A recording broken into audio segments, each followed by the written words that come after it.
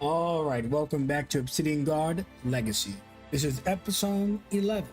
Tonight, handling our recap is Petra. Take us away. Last time on our legacy, before we set off to confront the giant turtle that has been attacking ships, Petra decided to follow up on the information of the goblins who met with Natasha. She felt they were good boys, making an honest attempt at life despite the ties to black market dealings. The captain having been romantically involved with Natasha, but had been a bit greedy in his lustful adventures, and had earned her ire. She had left to prove herself worthy to be an Obsidian Guard member, venturing alone to the land of monsters, Petra's home. With that information, Petra would rejoin the others, to which had some of their own adventurous activities, particularly Cheshirex, who had spent the evening with our Obsidian liaison and her remnant Lux in a casual, passionate meeting. How carefree it must be to hook up with others. Petra's kind are not allowed such freedoms. Cora and Tram were acting very unusual, with Tram being distracted, while Cora was acting maybe sickly. It wasn't until we found ourselves at sea that this strange sickness which would cause a metamorphosis of our friend, the Cora we knew, being overtaken by what Petra would think of as embryotic fluid, that some monster babies emerge from Naga eggs sometimes. But instead, an adult humanoid woman we would come to know as Valette would emerge into the world. She had enough cognitive ability to speak, but not be helpless as a newborn. Even dangerous from the get-go, as she used a firearm that came with her against a swarm of giant dragonflies.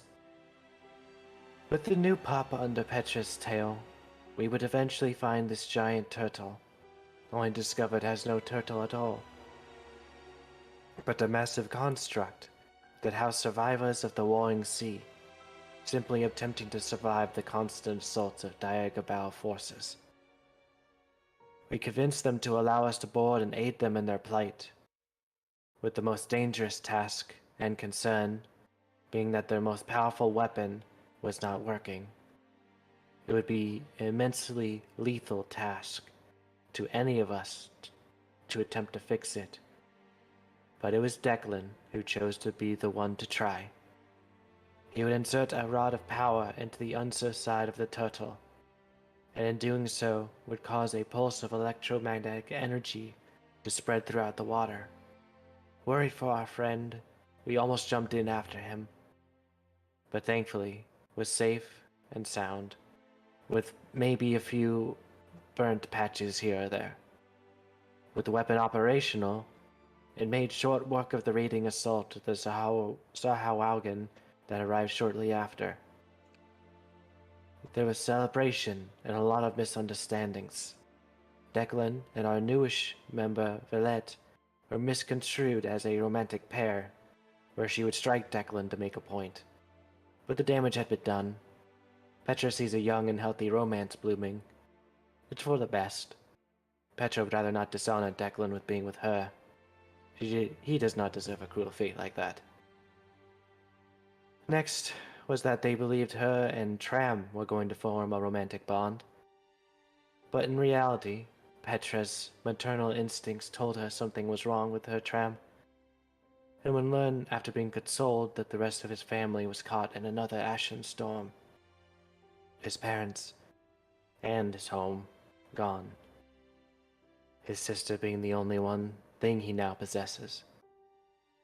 Petra made sure to allow him to release all of his feelings, to feel like he did not have to be alone with them, and in turn, told him that she had not told him something she had not told anyone else. That she only ever was with one person in her life, an orcish man, who she nursed back to health and formed a bond with.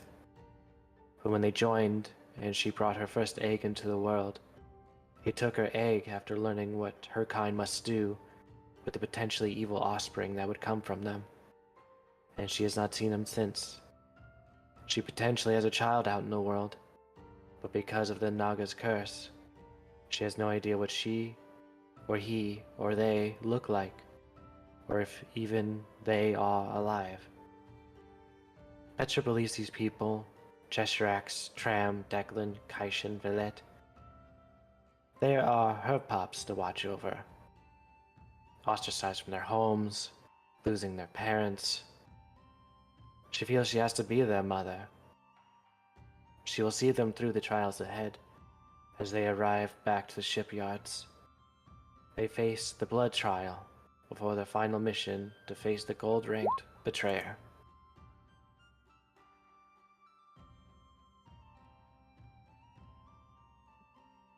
All right. E2 plus 1. Good job. Ooh, Petra's head is light. Nice. Next one, Inspirado. We have arrived back at the settlement. The cells. Correct, and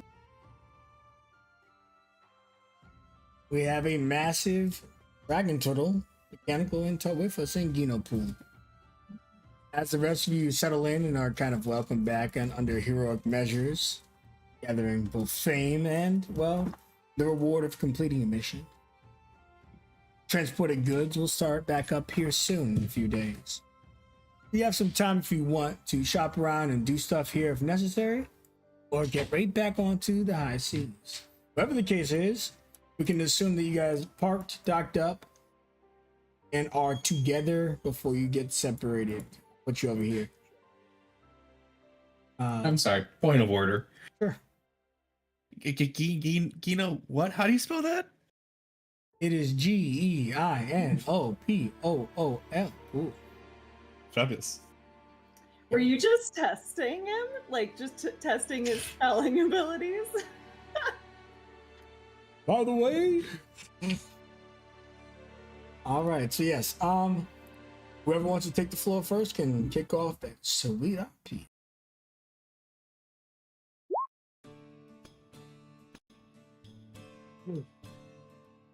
So a trial awaits us if we choose to follow our instincts of greed, yes? In other words, we have to gotta fork over money to make money. It's not greed, it's a sense of adventure. She would rather not risk all of you for the sake of a couple more pieces of gold. Your lives are a lot more worth to her than that. But, I mean, would we find something like your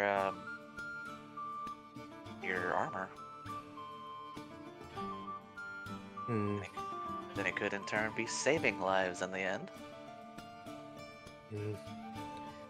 Very well, there is logic in Declan's voice. Sweet, there we go. Oh yeah, Valette, welcome. This is our temporary home while we're settling in. You can see a bunch of merchants and broken ships. Perhaps one of you could take the time. I don't think that I asked enough questions yesterday. Perhaps. How about we go inside and get a drink, and we can answer everything you may have on your mind. Excellent. And Petra will lead her in. All right, I'll take you to this area. At first, you guys will be stopped by Captain Mishra because you need special access here that Vanillette does not have.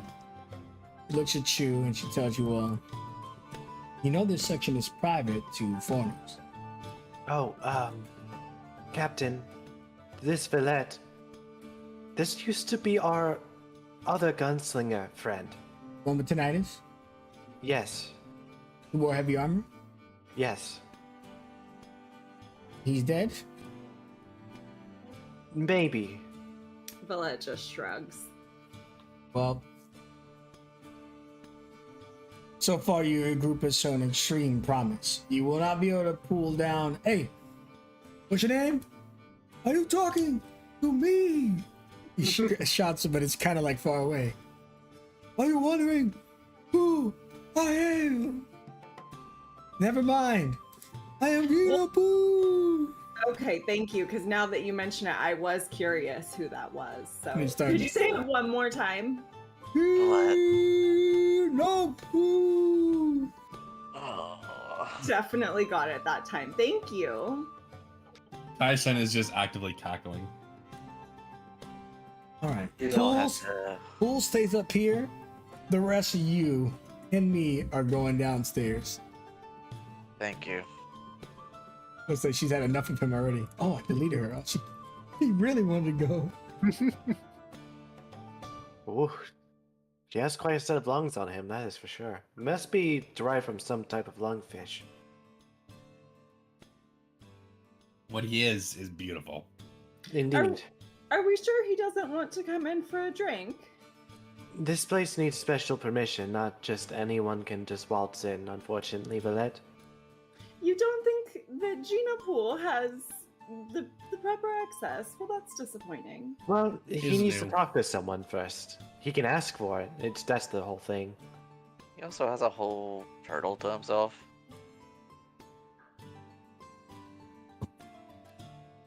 Well, not really totally to himself. It's him and all of his people.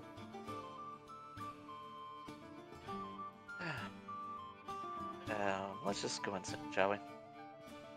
Good idea. Yeah, Enter and the Phantom Dancer is lovely as always. People are getting settled in for the dance and music that happens all day here. The regulars are already coming back and having drinks, but we now know are all scouts. We even see Dagon jump out from behind the counter, saving Lizzo from popping oil from the pan. Watch out! And your mom, you can see her in the room up here. She looks like she's busy handling stuff, getting ready for her performances. But always time for you if necessary. Anytime, sorry, go ahead. Valette, why don't you come and meet our Obsidian liaison? Perhaps you could explain to me what an Obsidian liaison is while we are on the way over. Of course, just not around other ears. When she does like a friendly little like hand on the shoulder to guide you as she says, "This is a high-ranking member of the Obsidian Guard. They are here evaluating us, seeing if we are capable of becoming Obsidian God." Perhaps you could explain the Obsidian Guard. They are, from what Petra and at least her people knew of them, defenders of the world. Always there to prevent tragedy and sorrow. But things have happened and the original members of them become quite evil. We wish to join with them so that we can save our own people, save our homes. You wish to become evil? They are not... Petra is bad at explaining this. There used to be a group of them, the founders. They became evil, but there are still more of them that choose to be guardians of the world.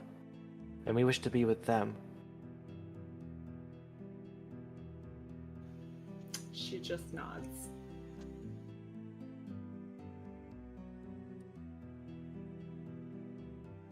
Hello again, Captain Octavia and Lux. See that she's just sitting there drinking some good old mead, and she looks at you and goes, "Oh, it seems like you're back from your mission successfully. Put +1 in order." Yes, this is Valette. The very bizarre occurrence when we went out to port with Akora. There was a form of metamorphosis that occurred. He took off all of his armor, worried that he had some sort of sickness at first. Then spewed goo, and out came Valette. I think spew is an awfully harsh word for it. I think I Sorry. came out rather gracefully. No, indeed you did. It's just there was a lot of fluids. Interesting. Well, we'll have to go through certain procedures if you mean to pursue the path Akora once did. Or do you need us to get you somewhere else, Valette? I am where I am supposed to be. And we do have some paperwork, but I promise you it's not exhausting.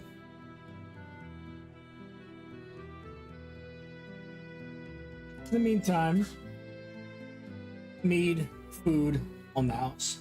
Gray Lobster, take care of the young lady, will you? Gray Lobster's got you. Oh my god, I love him. Petra will move closer around the corner and just speak to Octavia a bit more directly. It turned out the giant turtle was a colony of people escaping the Sahuagin threat in the waters. They have come and joined with the colony here. See. So you must have dispatched their leader. Or were they not a threat to begin with? No, they were just people trying to escape all the violence and war. Their leader will reiterate his name a couple times to you, but he means well. And what is his name? She thinks about it. She cups her hands around her mouth. It's Gino Poe! It's important that you yell it, sorry. Looks down at her cup of mead. Pull it up, Gray Lobster. It's gonna be a long day. She was also wondering, who did she talk to be able to perform during one of the entertainment hours? Oh, you can certainly get up there. You would have to speak with Kazumi. She's the lead dancer. She's pretty chill. So if you're not mean to her, she won't bite, I promise. Thanks, Octavia. And Good she night. will slither over, see Declan is talking to her, and will slither next to the door just to be patient and wait. And as you're going in that direction, we can transition to Declan. So Declan, what do you say to your mom? What you guys up to? He's just kind of like going over their latest exploits and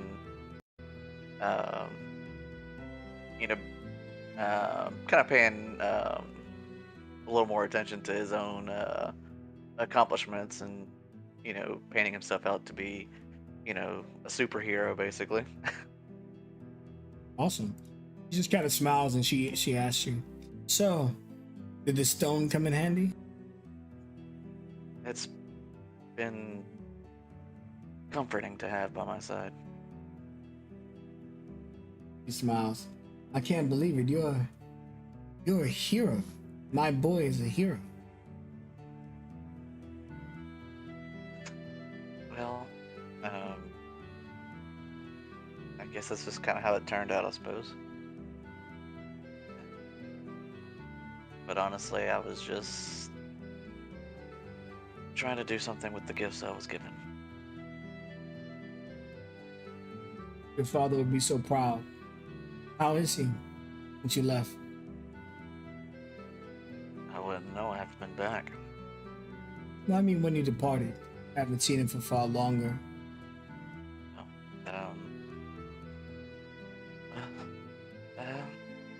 He's been mostly throwing himself into his own business, politics, and, well, you know how the noble houses get. It's a bit stuffy. She touches the bane around her neck, thinking about the opposite noble house, the jealous one for the other family. Yes, I know well the extent the noble houses go for their own gains.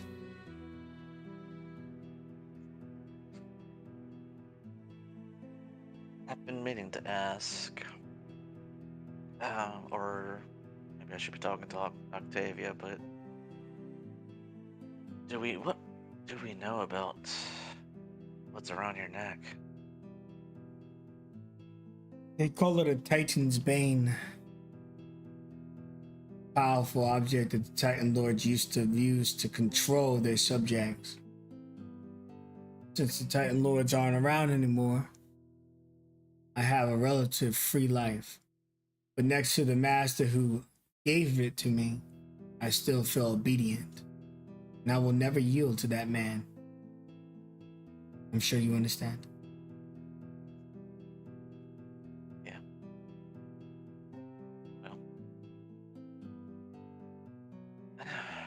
I'll talk to Octavia, see if she knows anything else. Smart. I'll get some tea and some food packed for your next mission. You don't have to do that. Please, I missed out on enough of your childhood that just please. Okay. I won't say no.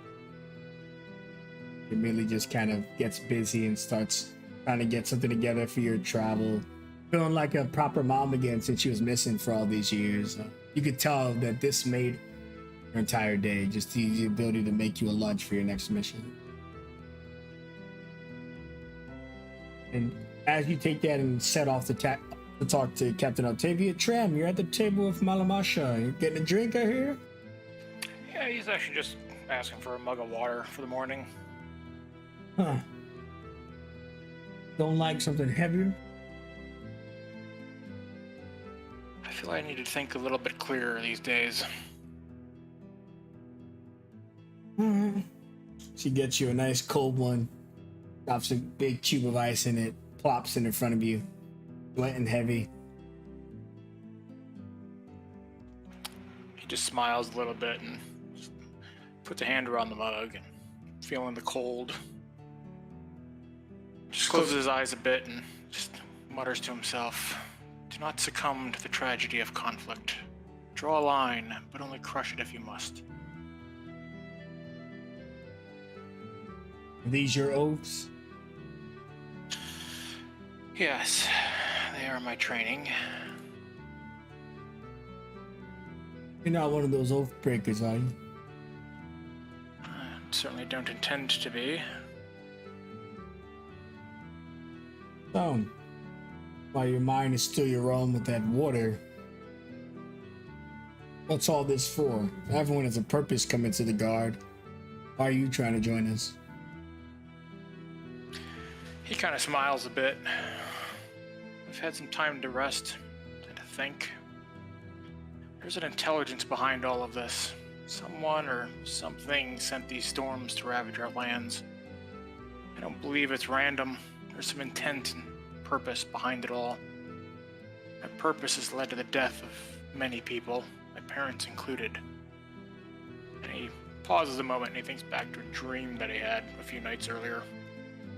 I'm convinced my sister is somehow wrapped up in all of this, so my path is clear. I continue forward, I find my sister, and I put an end to whatever set this all in motion. Huh. Well, guard willing, I'll be right by your side. Me and my dick. Right, the weapon. Yes. Yeah, my gun, Moby Dick. It's a whale killer. It'll be Of course, it's not honor something to fight else. at your side. I'm a lady, so what else could it be? Certainly. I would have never thought anything else, of course. You want to touch my muscles? I'm good, thank you. All right. Just kind of starts going to the tables to clear them and get other people's stuff. She looks over at Valette and she's got this big smile on her. And Shen, you can, I think you had 16 passive, you said? Hold on, 16, 18. Oh, Jesus. Yeah, you see that Malamasha looks at Valette as she's walking around and she just instantly, those aren't tattoos only on her face. Some cheeks get red, but she tries to play it off. She just kind of looks at her, sup, and keeps walking. Valette stares and just watches her around the room, but she's also staring at all the other human folk. Got you. Well, you see this one dude here, commoner. Excuse me. Goes in the bathroom. Lets one out. Sometimes when you gotta go, you gotta go. What else is Valette up to as our some kind of transitions to you now? That's really all she's doing. I think her curiosity gets the better of her around large groups of people. So she's particularly drawn to people that look similar to her. especially since she hasn't gotten the opportunity to see. I mean, the people that she came out of the ship onto, like, y'all are a bunch of weirdos. So she's just kind of slowly wandering around, just studying people. She's not talking to anybody or saying anything, so she probably looks like a total creep, but she's just kind of wandering around staring. Okay. Imagine Shen is so chatty. He's probably not Shen. She's probably trying to engage Captain Mishra. But in the meantime, what is Shen up to? Trying to think how to describe it. He's playing it goofy right now. He has a drink in hand. He's just like sitting by the front row watching the dancers dance, and he's just kind of vibing along with the music right now. But I would say there's probably at least one of the dancers going to be pretty insightful. They can tell that he is deep in thought, almost like this whole goofiness is a facade right now. He's very focused, and he doesn't know what he's worried about, but he's worried. And he can't quite shake that feeling, so he is kind of goofing it up right now while he's trying to figure out why the hell is all of his hair standing on end. But to everyone else, you just see him.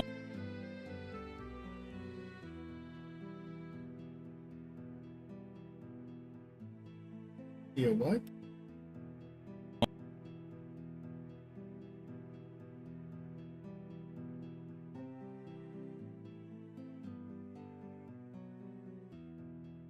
Oh, A little lag here. Can you hear me? yep. Yep. Here he is. I don't know what that was. I just got like a lag spike. I definitely did not try to start immunity. Oh.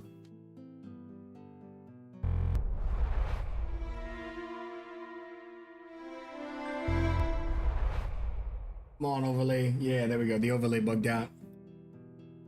All right, Shannon, I missed the very end tail end of that. Can you just repeat that? Sorry. To pretty much everyone who's not very insightful, all you see is a monkey drinking it up and ogling the dancers. All right. It's all a facade to the insightful of the bunch, but on the surface, that's all you see. Okay. So with that aside, Octavia is just getting ready to go see Paulette, and she sees Declan walk up, and she tells you, "Do you need me?" Yeah, I was a bit curious about my mother's situation. Well, how about this? You get Valette up to my office, and I could take care of 2 guards, 1 stone. All right, I'll see you two upstairs then. Now you see this, literally like this octopus tentacle stretch out. She just kind of like Doc Ock's her way upstairs by just using the walls. But luckily the spectral tentacles do not destroy the surfaces they're touching.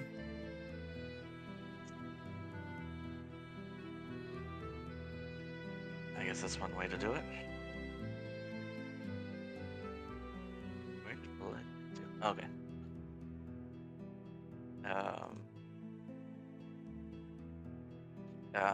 So kind of Declan just begins making his way across the tavern and sees Malamisha and possibly Villette talking. No, Right. Philip doesn't say anything. She just smiles at her.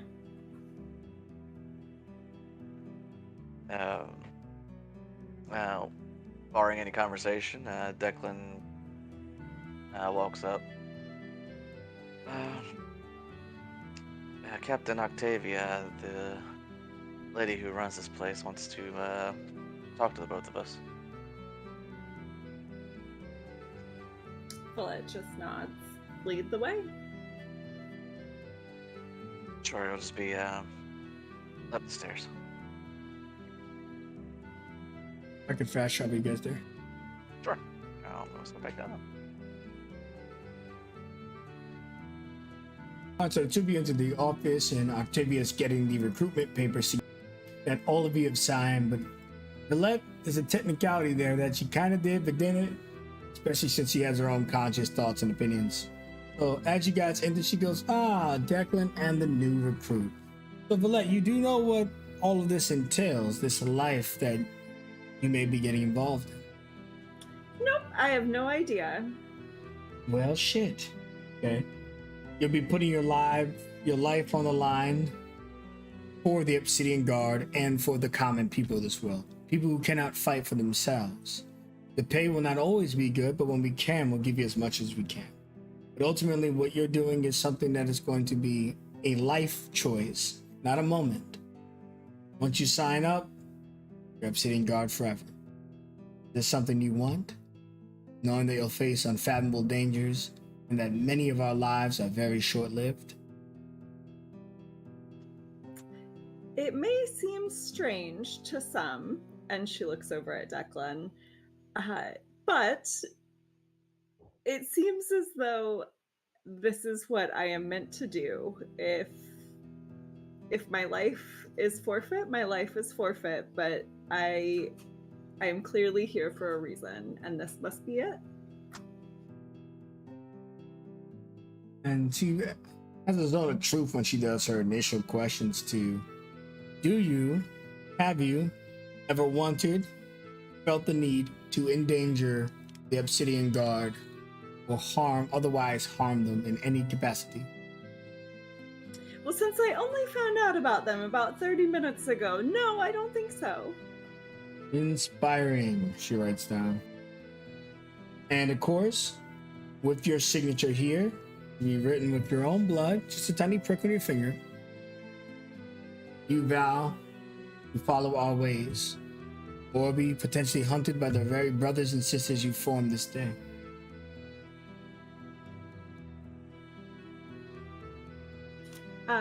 She would snort and say, I'm not sure they'd be much of a match. And again, she'd look over at Declan, but she would prick her finger and sign her name. Oh, I like this one, Declan. You're lucky. A little bit of spice in the party. Less tinnitus. She's been a pleasure so far. Excellent. Now, does Valette have to excuse this, or are you comfortable speaking in front of her? I'm comfortable. You had some concerns about your mother, which, by the way, Valette, that lady downstairs, mom, Declan, son, both sexy. I mean, that much is obvious. And here I thought she didn't really care for me. I mean, I have eyes. That doesn't mean anything. Continue your business. Apologies. Those of you downstairs see Malamasha looking up towards the window of the office, and when she compliments Declan, the mug in her hand breaks. But then she quickly cleans it up and walks away.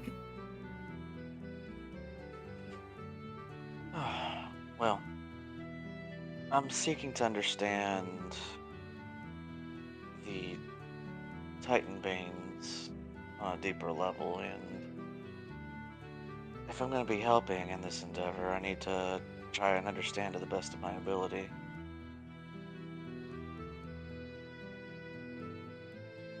Absolutely. Do you have any specific questions? Or do you want the broad rundown, the generic?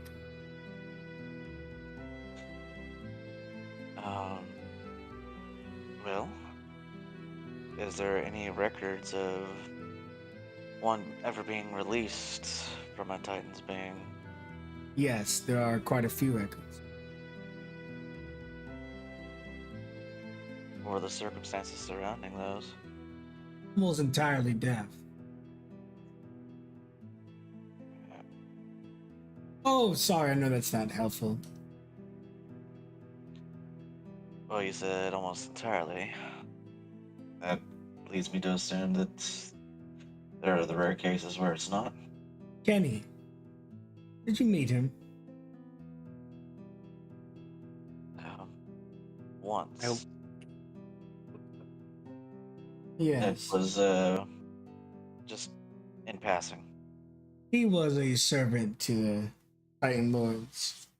He managed to break free. But the leader of our order, Obsidian, that's her name, you'll come to know her well enough. They managed to break the Bane and snared him. Some say it was his own strength with Obsidian's help. If your mother is strong enough, maybe the same can happen. For the last time we brought her to see Obsidra, who does not come out to these parts of the world, there was no effect. It remained. And it's dangerous. Any attempt to remove it can kill the person that's removing it or the person that's wearing it. So we were going to be careful before we tried that again.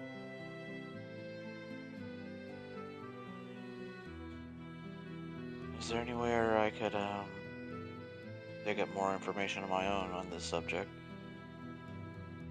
Well, assuming that everything works out and we take you to the Obsidian Guard, the archives and the Titan information is all buried there.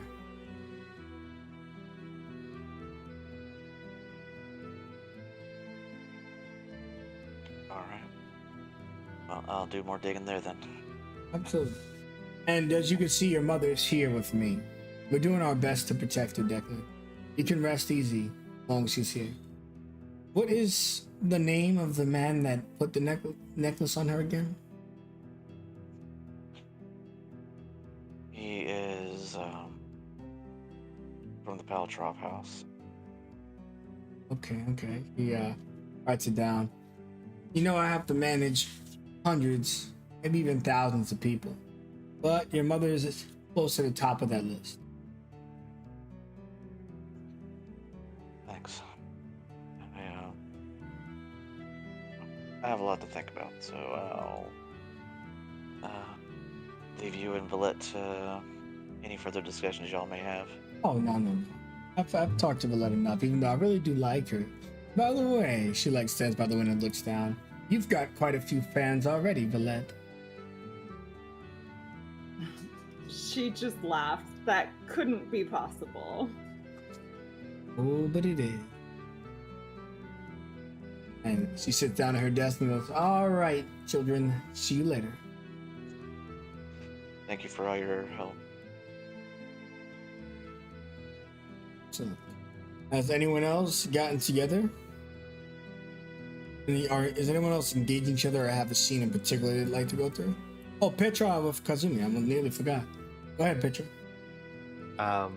So she would have waited until Declan was far enough away before coming and knocking on the side of the door frame.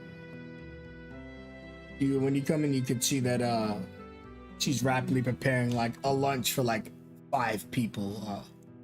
Now maybe you think that she's preparing it for the other dancers, and maybe you consider it's preparing for the party, but that's all for Declan. Is this a bad time? Oh no, I can work and multitask. How can I help you, Petra? Hello. Me and you have not, Petra and Kazumi have not had a moment to actually speak to each other first. Hello. I heard a lot about you from my son, Declan. Declan is a good boy, Kazumi. You'll be very proud of the things he has done so far in life. He smiles and looks down at the box and starts stuffing it with even more stuff. Petra had a request for you. She has not had the opportunity to dance with her sisters in a long time. And it's very similar to what she and her other dancers here do. I was wondering if she could join in one night. Absolutely. Do you dance often, or? She has not had the opportunity in a few weeks, so she may be a bit rusty. But her kind are naturally gifted in our movements and how we have almost this hypnotic element to our dances. You do have birthing hips. A blessing and a curse, literally. And she smiles at you and goes, yes. Besides, it's nice to get different people and from different backgrounds onto this stage. The more the merrier. She will need to potentially put in some order for fitting clothes. Petra has not had the opportunity to rest any of her things All down. right. Come with me.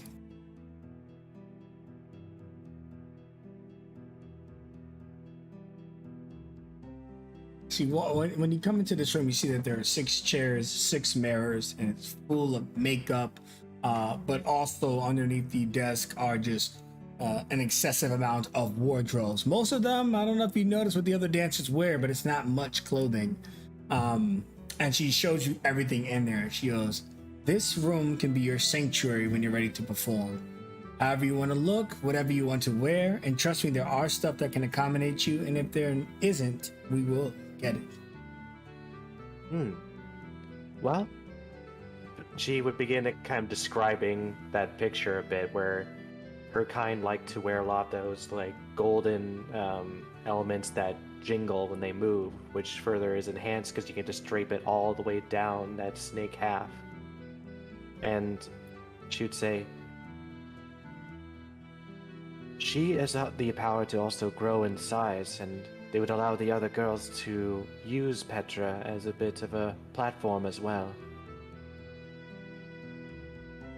Well, we are performers, so if we can add something extravagant to the show, absolutely. Like I can picture me sliding down your tail, jumping off the edge, swinging off the chandelier. When Petra returns from her mission, she will practice with you and the others so we can have a special event for all the friends we've gathered here today. Absolutely. I do have a question for you. Petra is an open book.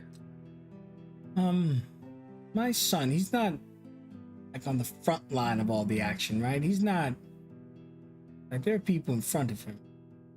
No. Petra has always put herself in front of Declan every time. He is very awesome in what he can do, but he is also very, very fragile. All right. I just don't want anything to happen to my boy, but I won't tell him how to live his life. I have no right. After I left him when he was young, who am I to tell him what he can and can't do? Petra promises she will always be there to defend Declan. She feels like she has a similar bond that you do, in a sense. Not nearly as powerful, but she can't help but feel protective. I had dreams not too long ago, prior to your arrival. A burning building, assaulted, hundreds of fiends. And I just kept seeing Declan's face. I'm sure it's nothing. Petra smiles. That was how she met him. Through fire and devil, even through it all, he made sure other people were safe. She smiles into you and goes, "All right. Well, I'll leave you to it. I have to finish packing lunch for my son." Of course. She should get some lunch herself. She is absolutely famished. Oh, I'll pack you some too. Oh, sorry, Kazumi. There's not enough food in your supply for Petra. And Caesarak, you just came back. Good job on your test. Well done. Thank you. What are you up to in character? Shen's kind of stadium side watching the girls dance in deep thought. I don't know if you'd be with him or you'd be doing something else. What's going on with you? Yeah, he would be hanging out with Kaishin then, just kind of swaying, kind of left and right, enjoying the show and everything. He'd actually probably have his vines-like hair and everything kind of like waving to the beat and everything as the dancers are up on stage, just kind of really enjoying the show and the lights and everything. Kaishin, is this part of your mating rituals? I don't think I've ever seen what y'all do ahead of time. Yeah, it can be not mutually exclusive.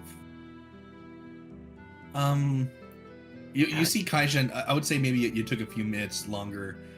So when you sit down, you see his face brighten up. He's like, well, you see, I mean, it can't be mating if you want it to be, or it can just be entertainment, or, you know, Well, I mean, and he points to like the dancer that's like got all the flowers and everything. I mean, she's like a peacock, but she seems to be female, and she's the males that are peacock. I don't know. Like a lot of the It's- birds will put plumage and everything around when they're in heat. Okay, well, you know how peacocks do this? Originally, they did this for mating, right? But it's also just cool to watch. You know, they're beautiful on their own, even if you consider original purpose was that, but other purpose is just it looks nice, right? Mm, You know, got it. it You was it like was to made for watch. this. All right. Yeah. No, we're just watching them doing their mating rituals. Oh, okay. I mean, whatever floats your boat. I mean, I wouldn't call it that. They're using traditions from mating rituals as a base for dancing for the sake of dancing. Or origins could be linked back to mating rituals if you go back far enough, but now this is just entertainment. Entertainment. Well, it seems like an awful lot of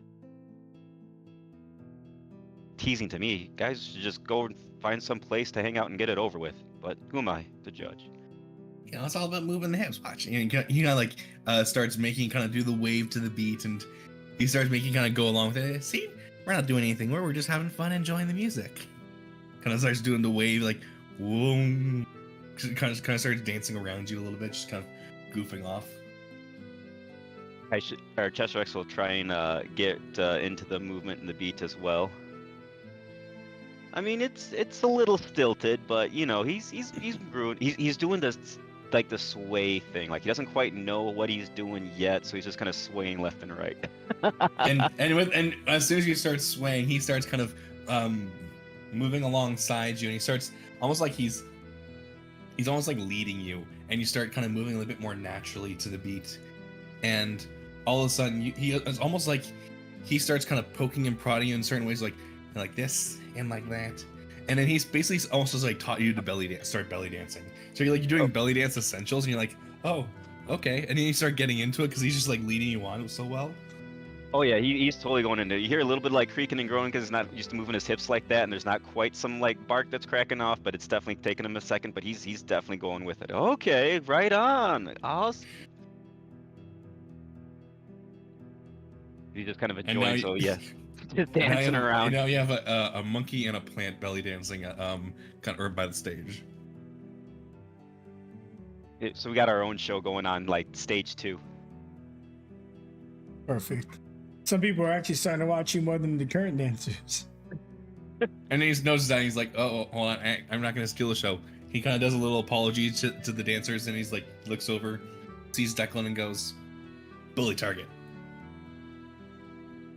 Hey, I want no part of that.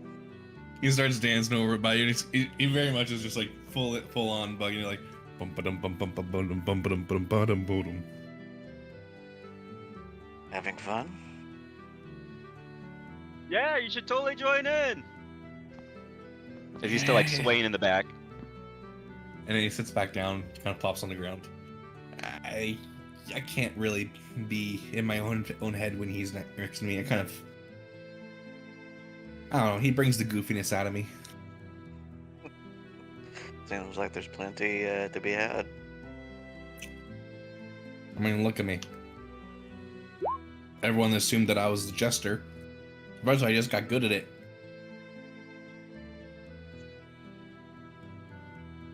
Does it make you happy? Depends on the day.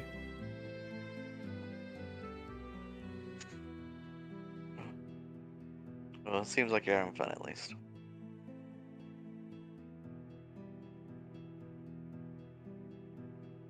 And he starts kind of like, he kind of pokes you a little bit and goes, put a smile on for once. He starts kind of dancing back around, and he goes over and he sneaks by my son, just kind of leans over and goes, we know, and just walks off.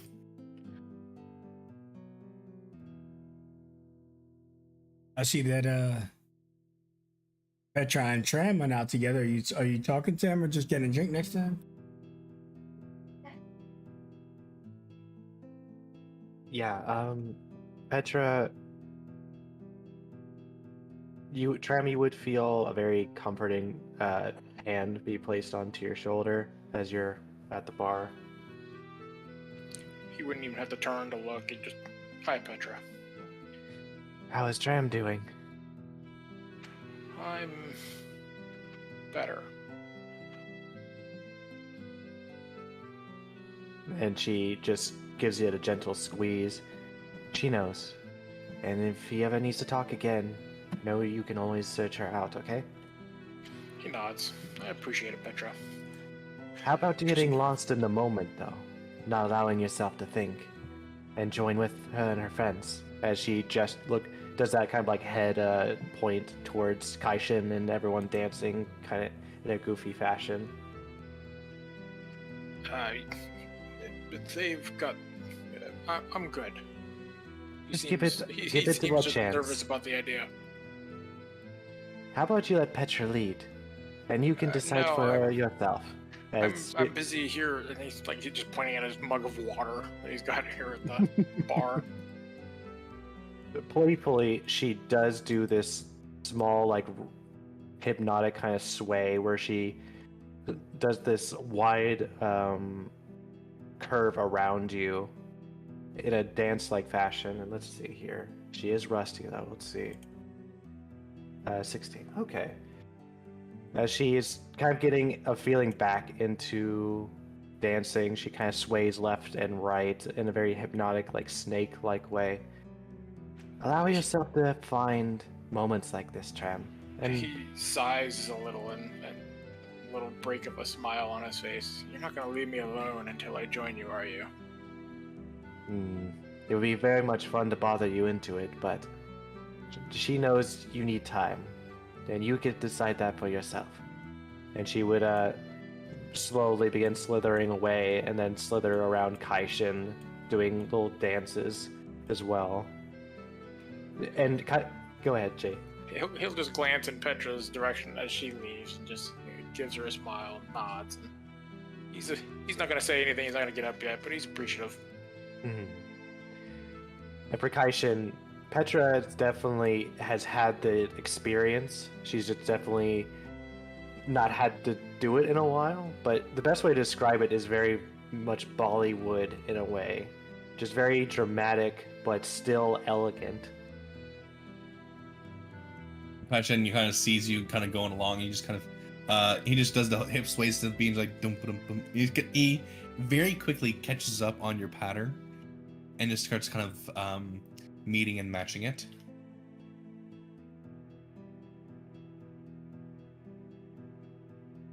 And it seems like he was very quick to pick up on how your dancing mannerisms, and just like without a moment's notice, he was moving with you.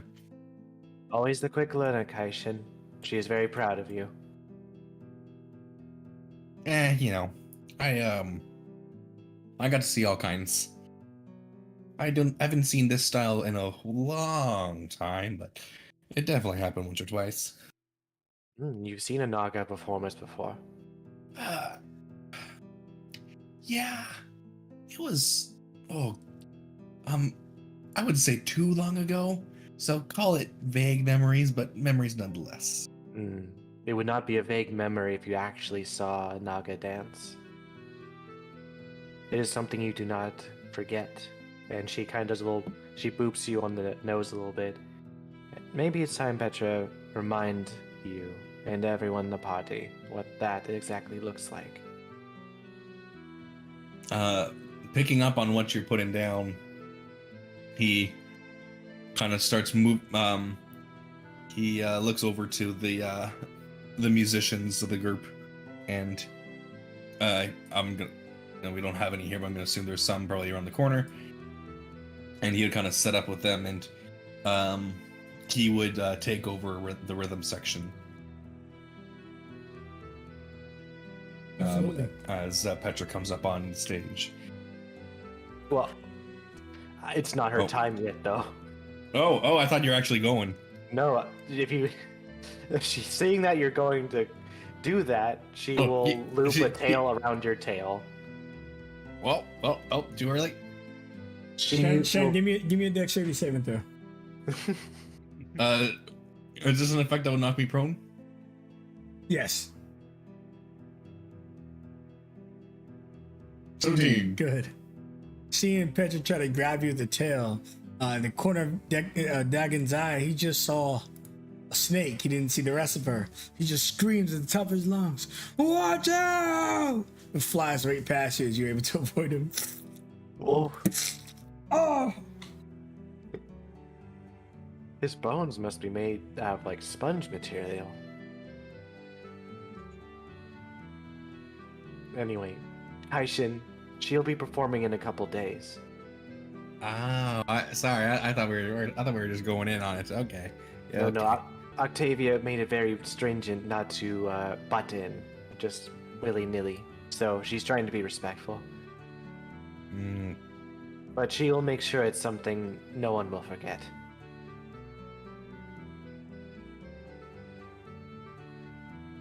well, let me know when it's time to start the party. I'm gonna.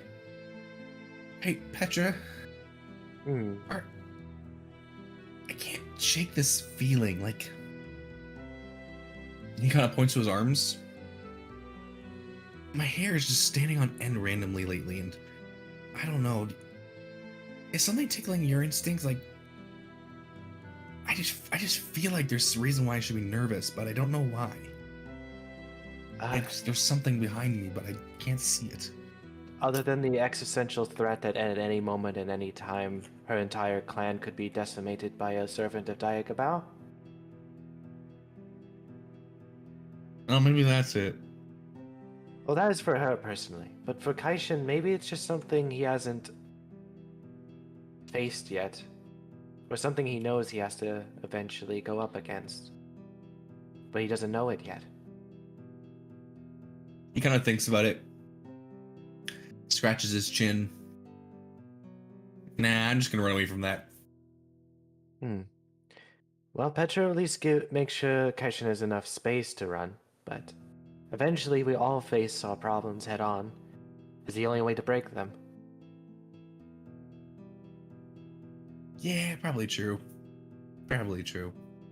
More than welcome to allow Petra to ram through it for you, but Oh, good idea. we will cross that bridge when we get to it. Bridges are interesting. For her kind, they're kind of essential since we are difficult at climbing.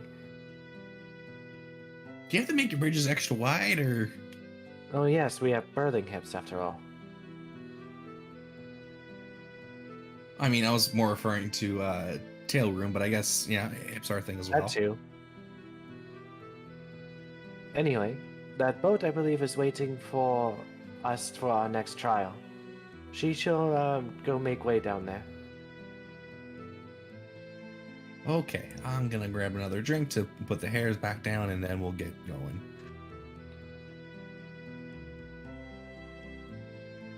Sorry, Shen. I thought your life was in danger and I just took action. You know, sometimes the difference between life and death is not that different. So, thanks anyways.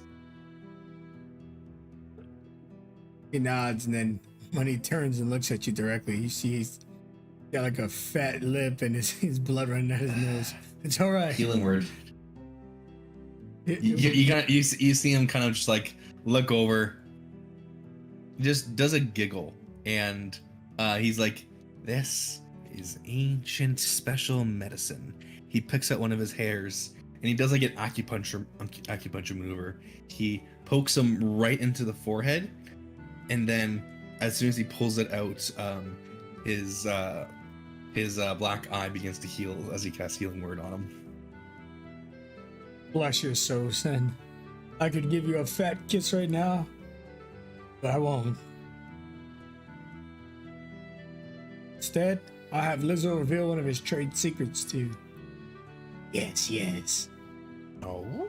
If you ever see a lizard folk, compliment his tail, you almost always get on his good side. You know what? That actually might come in handy. Who knows? Trade secret 97. You'll learn the other ones. Don't worry. Oh, I'm gonna make sure I learn them all. I have not met many lizard folk, but somehow the world tells me I think I might meet more soon. Wouldn't that be something? Wouldn't that be something? You kind of see his big, his big teeth that kind of open up and just goes, God, I wish I could bite as cool as you. He smiles and he takes a bite of his sandwich. Oh, you did. Kind of gives him a wink and goes, all right, I need another drink before I get going. And then he looks over at Dagon once you're out of earshot. He goes, I accidentally bit my finger that bite. And before you get to Tram, Kazumi quickly gives Declan. So Declan, what she gives you, you would think that she's packed lunch for your whole party, but she gives you a box that has 9 rows of sandwiches in it, and then there are 2 really big drinks stacked on the left and right side, kind of helping perfectly align the package. She hands it to you. Here you go. This should be enough for your travels. Oh, wow, that's quite a lot. I hope you don't mind me sharing. Is it gonna be enough for everyone? Yeah, well, I mean, at the very least, it'll, something we could split. Moms.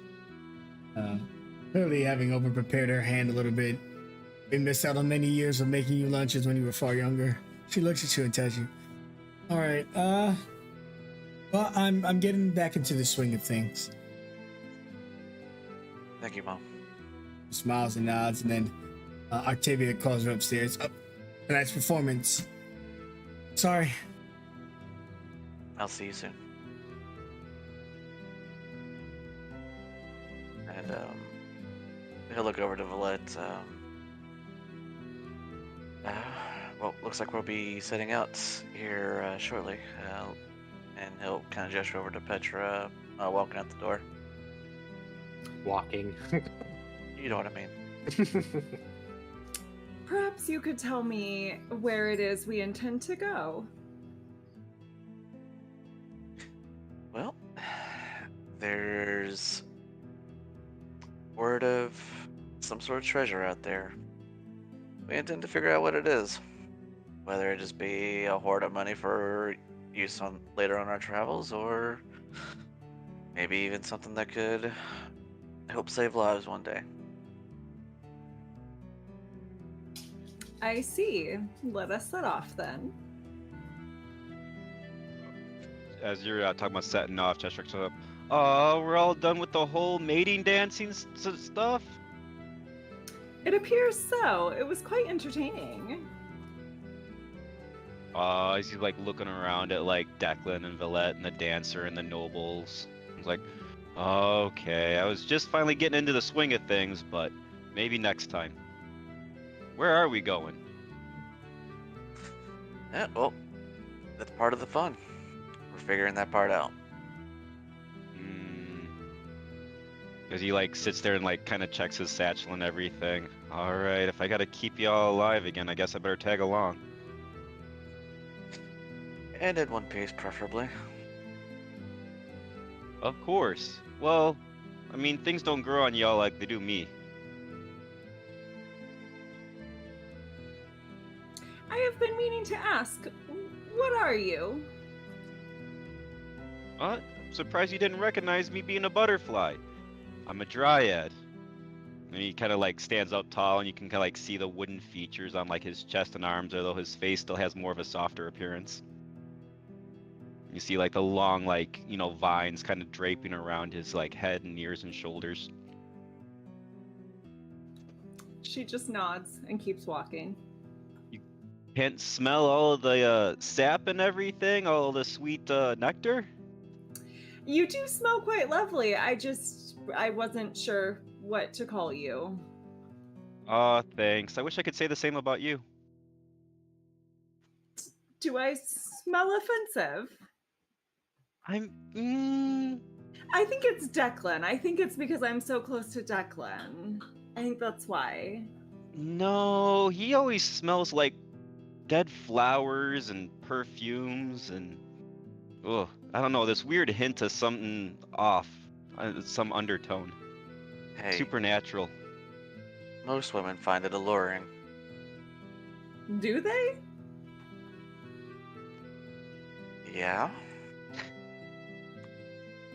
Well, if you don't, then don't mind me. I'll just excuse It myself. was a simple question. I was merely asking. I was asking for clarification of a question, of a statement. Chester just leans over and whispers in your ear, he smells like he's trying to tease the bumblebees. That is a fantastic image you've created for me there. Kaisen looks at you square in the eye for like a solid 5 seconds, processing what you just said, and he's like, "Oh shoot, you're right." And Kaisen casts a minor illusion to kind of what does he go for? He imitates the smell, the smell of honey, and he goes, sounds like it's working."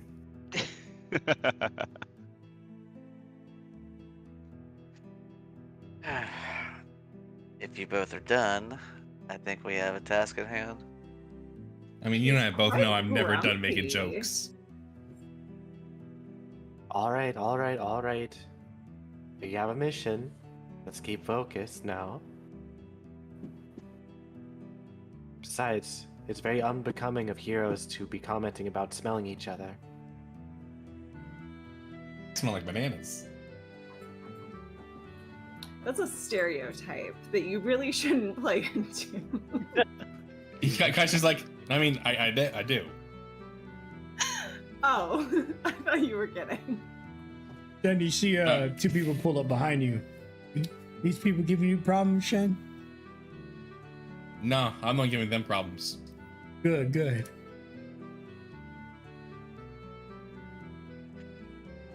Got your own groupies now, I see. You know. All I gotta do is make friends, smell nice. It's not that hard. Pretty sure Kinda Lizzo jack- was Petra's groupie at some point. That changed. Nah, they like everyone. They just want to make a lot of friends.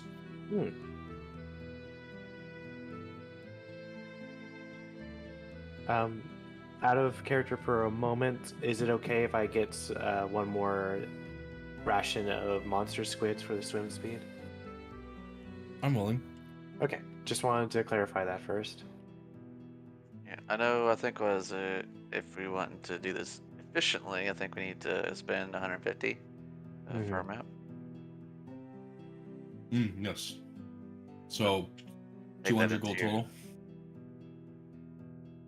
Did Gotcha. anyone want to get anything else?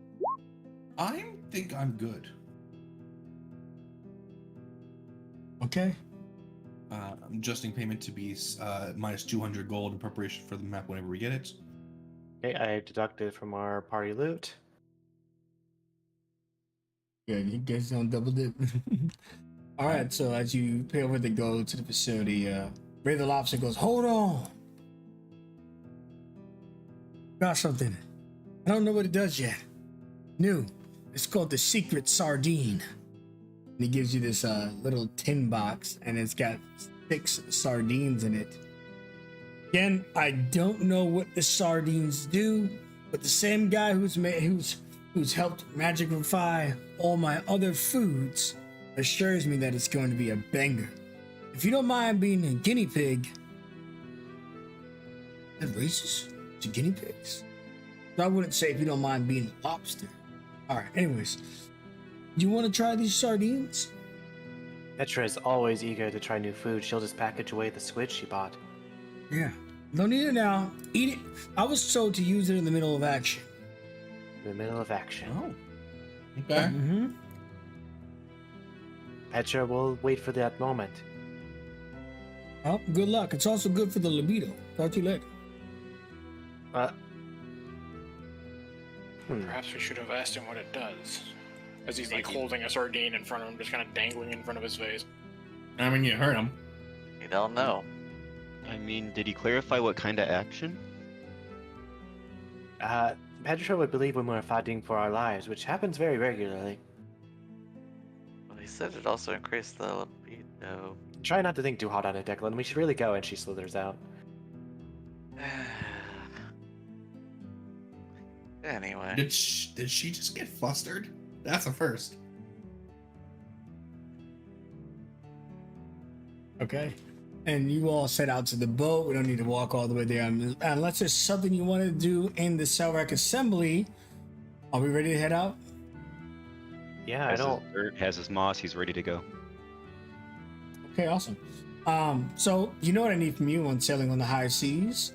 Survival check to your destination. Because you brought the map, the survival test, which usually reduces every time you fail it because it's almost guaranteed, starts out at a whopping 150, but with the map you're going to be bringing that down to a respectable 75.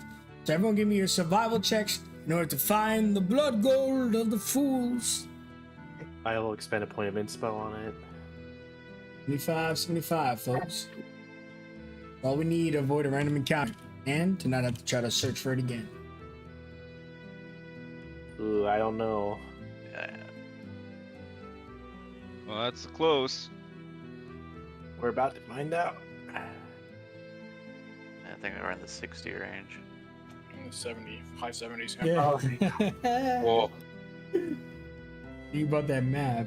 It's supposed to be multiple times to find this place. It's not do it random and then get there since you're trying to locate it. But is anyone here proficient in water vehicles or I don't believe so. how about navigation tools? Nope. I'm good with drums. Good with drums. Okay, so you played the shit out of them drums and the boat found where you guys had to go. So you plug the coordinates in, the ship sails you out, the animated boat, which kind of looks around and is counting you all. And it still seems confused by Valette because it was expecting a Cora, but it doesn't complain. It does make like a little duck noise and begins to sail forth. It takes you guys about half the time to find it, which is phenomenal, before you arrive at what appears to be a stone in the center of the sea, just a random massive stone for descending staircase. The animated boat pulls up next to it, and almost on cue, the center of this staircase just begins to open or unlock, or rather it's kind of folded like a cylinder type of thing, and then it drops down, welcoming you in. It would feel like a welcome if it didn't feel so dark and eerie. But I'm sure it's nothing. Last chance. Is everyone committed? We've already sailed out here. Seems rather late to change our minds now. Very well. Petra will lead the way. Anyone have a light?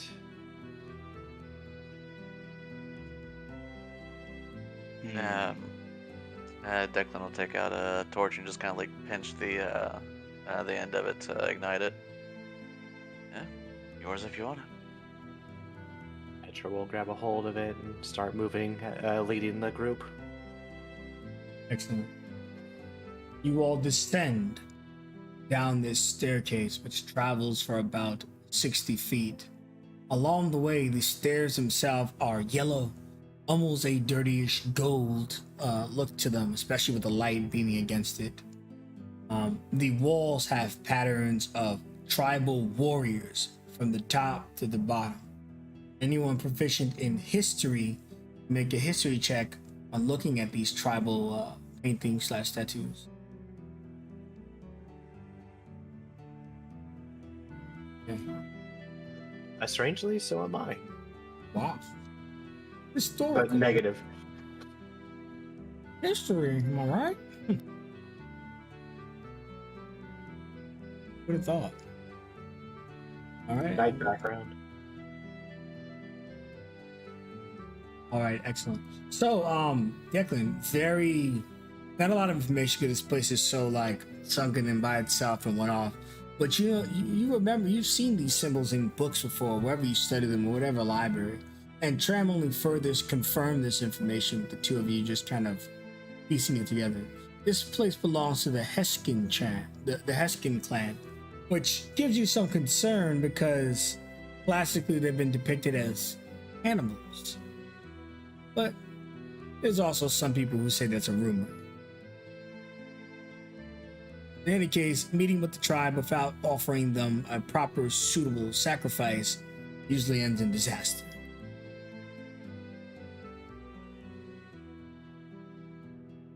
Anything from their studies? What have they accepted, as sacrifices? Gold, heaps of blood, preferably from a fresh corpse, things like that, magical goods, or just stuff that's meaningful to them, which may be mundane stuff. Rex clutches his dirt and his moss jars closer to him. Nope. So, are we like in some sort of cavern at this point, or are we like above ground? Well, I'm assuming you're walking down the stairs, so I was about to map jump you, unless you want to hang tight up top. What was the above ground? Is this some sort of island No, or? it's literally just a stone on the surface. It's kind of like cylinder. It's clearly crafted there. So what you're going down feels like you're traveling through some type of strange tunnel until you get to the property that is far more expansive below. Gotcha. I was just thinking like perhaps maybe we could possibly hunt for a offering, but okay.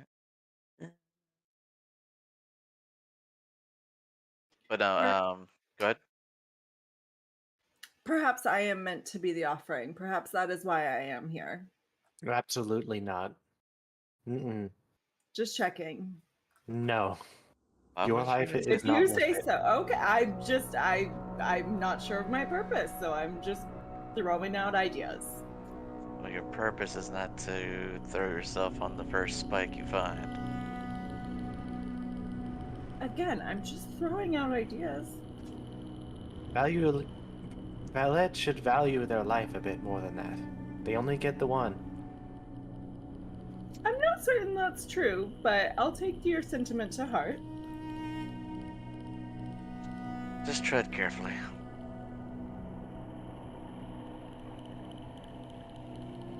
So many words and mannerisms meant for walking or running. Petra really doesn't have that many other than slithering. Since we might be going up,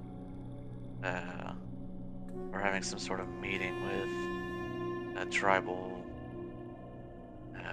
faction, perhaps you can give me some time to cast my comprehend language spell. Very well. Petra will remain at guard just in case. Yes, snaking is a good one, but don't think Sliding. sliding. So I provided shall that help you think of more. Yeah, Petra and Velet go into that as Declan prepares the spell. Would you ever treat it to the top, Declan? Or, I mean, obviously you have to see the stuff first, so you began the descent. Would you have told everyone to go up top to try to wait the 10 minutes? Or would you try to do that here? yeah, I guess it would probably be a safer bet to do it up top. Okay. So you wait up top. So that just changed some things from when you guys entered. That means, Petra, when you come in here, there's already people in here. Give me one moment. Okay. But you will have seen that 10 minutes, but that 10 minutes did matter.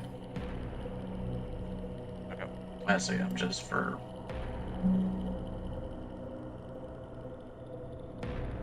Six fools travel down into the Temple of Gold. What they find is only despair. Plan who not only knows it, offers it. Why have you come? And now, is Declan the one that understands this, or is this for? Is he speaking the language everybody knows? Right now, he's speaking a kind of a broken common, which classically is undercommon, but here it just seems a little different.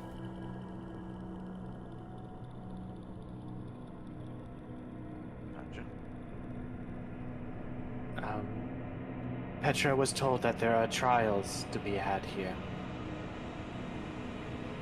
And she wished to challenge herself, along with her friends. To your left, Petra finds room of unbearable pain. To the right, sanctuary or prison for one's mind. Down center, that is the worst of them all. But before you do that, you must go left or right.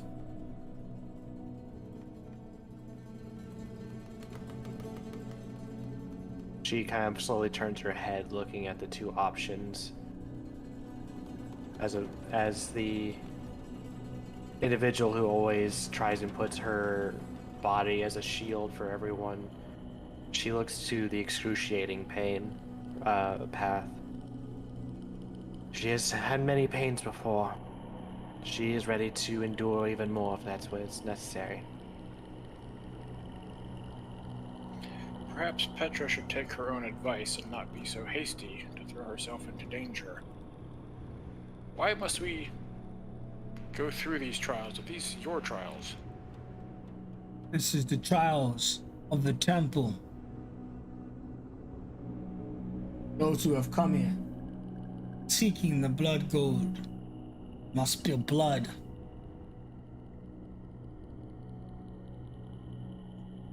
This is something you safeguard. As is tradition for my people.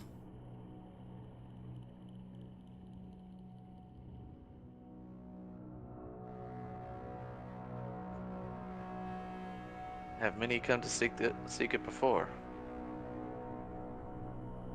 Dozens, maybe hundreds at this time. They all come, same reason. Riches. They all have failed. They all have perished. Must we all take the trial? It is essential for everyone to be tested one way or another. These tests, not to your understanding. The left and the right, it's both be ventured. The individuals who ventured in those routes, always different. So you must choose now. 3 for the unbearable pain, and 3 for the mind. Of course, there is the other choice, which others have taken. It turns to you. Some people deny tradition. They use force. I am prepared to answer that as well.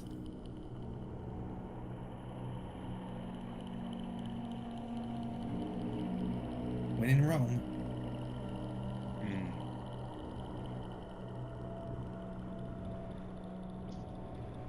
Well,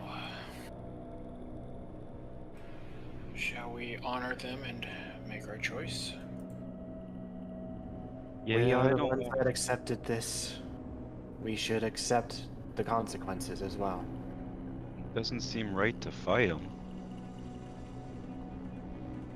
Who will join with Petra? I will.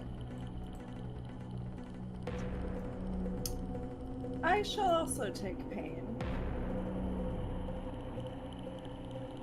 The way to pain is open, and the way to mine is as well.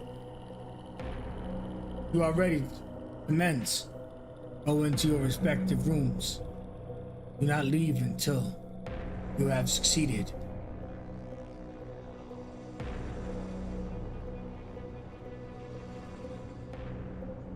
As Declan enters the room with Cheshirax and Kaishin, I'm not sure how comfortable I am with being separate from the others. Looks around. I think I've been in squirrel homes bigger than here. They can take care of themselves. Just because we're to subject ourselves to pain does not mean we should just sit here and take it. Be prepared to defend yourself.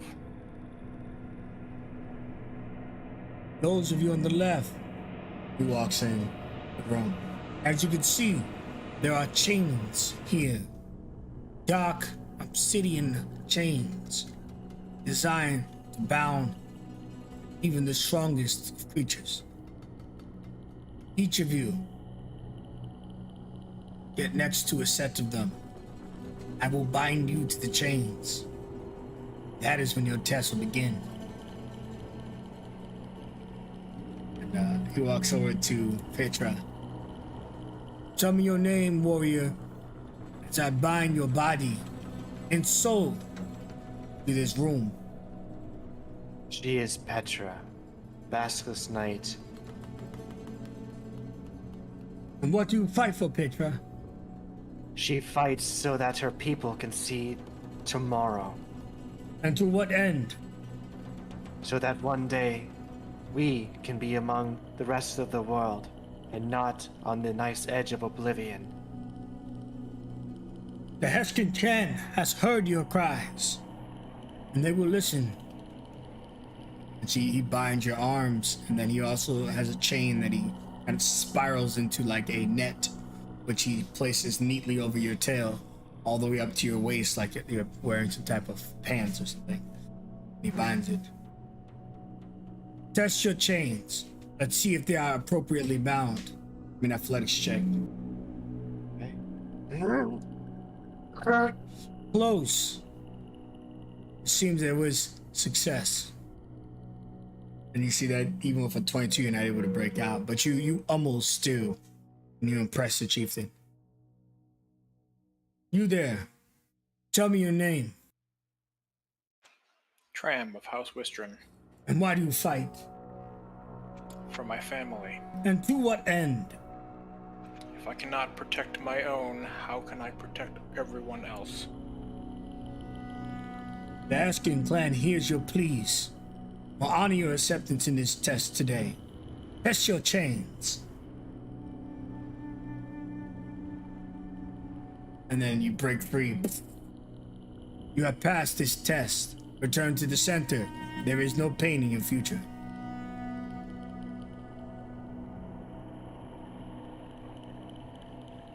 He reluctantly walks out. He gets ready to fasten the chains onto Valette. Tell me your name.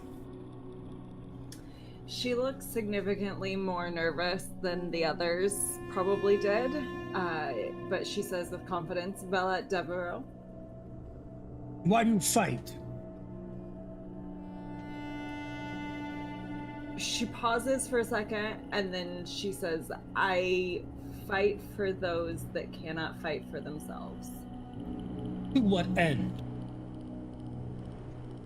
It is what I must do. Test your chains.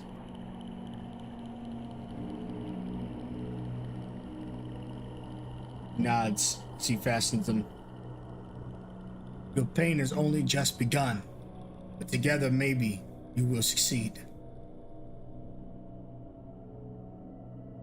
Eskin walks in and looks at Tram. And you see him walk to the other room and he tells you, Tram, today, the idol has chosen to free you from the first test. Those chains are said to be unbreakable. Those who free themselves need not take them.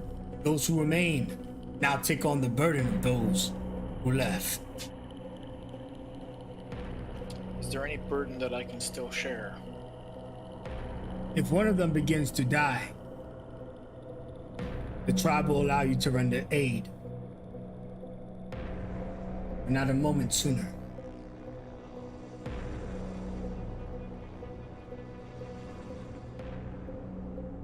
But do not fear.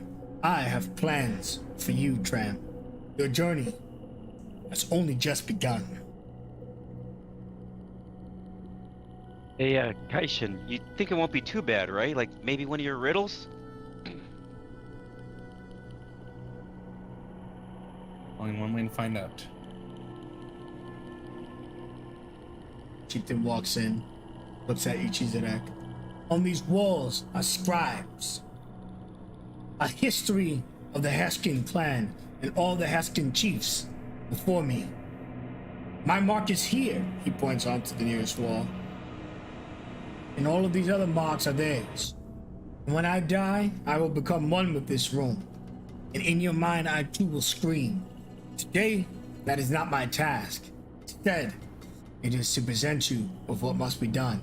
Place your hands against the wall. Connect yourself to the spirits that reside here.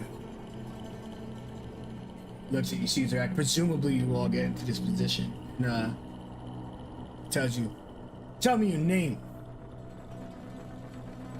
Isharax. As you almost hearing that these names almost have significant meaning in the spirits of those that have passed before. You almost seem like take a little bit more of a solemn kind of forms.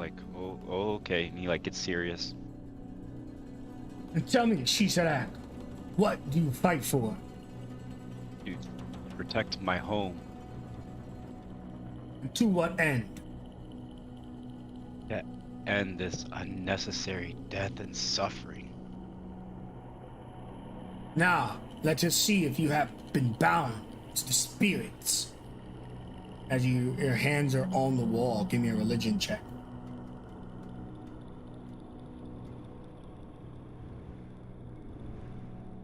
He nods. The spirits have accepted your place in this room. May it not be your rest, but if it is, he points to the ceiling, which has names that are probably about 1/8 the size of the previous chieftains, and it's just thousands of names of those who came to this room and died. Your memory will be preserved should you fall, and you will join the test going forward. Shen. Actually, he doesn't know your fucking name. You there. What is your name? Kaishin. What do you fight for? I fight for the peace that will come when the fighting ends. And to what end? To the ends of the earth, if I must. Let us see if your spirit has been accepted. Religion.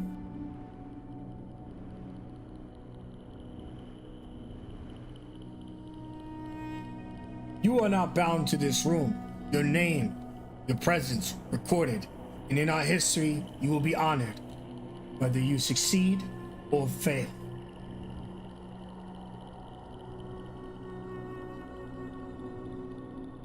Tell me your name. Declan Varelli. What do you fight for? I fight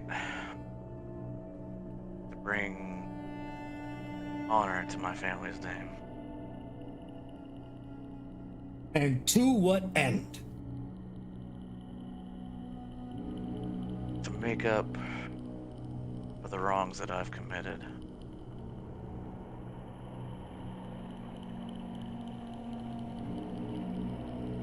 Let us see if the spirits have accepted you.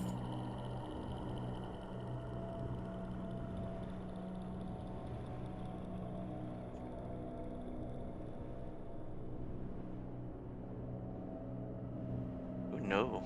Looks at you, and he shakes his head. I'm afraid the spirits do not accept you. You may return to the center.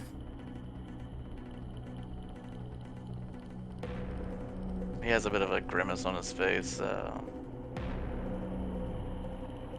and almost kind of like a look of shame as he looks towards Cheshirax and Kaishin.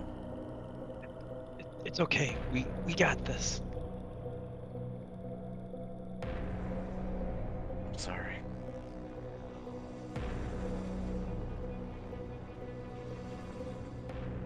In the middle, there is a balance. One who has succeeded before it began, and one who has failed. Combining these two essences we have a whole picture, both the canvas and the paint. A story unfolds. Because there is one exception, approvingly, one exception defaulted. Because there is a balance, there will be no consequence against you this day, Declan, save for what must happen to those in the center room. Those who are other. Listen, you will hear them suffer. You mustn't enter the room no matter what. Even now, their pain surges through them. Sen, Chizarak, wisdom saves. Petra, Valette, constitution saves.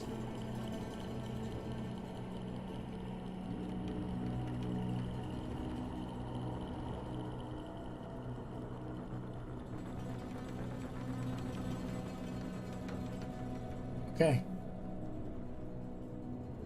Valette, you have failed. Now, Shen and Shizarak, I need you to choose red or blue. Blue. One blue and Shen.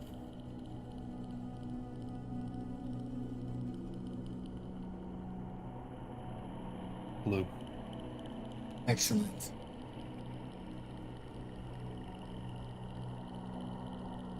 Valette, I need another constitution saving throw.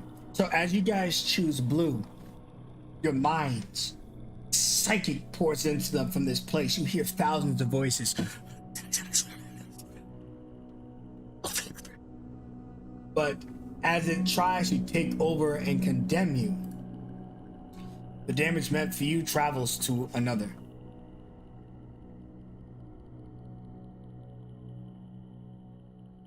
That another, I will whisper, oh, you know you're blue. Actually, I don't need to whisper you because you know you're blue. The blue person in the other room takes all of the damage, the psychic damage Shen and Shizarak would have taken, which is going to be 24 psychic damage.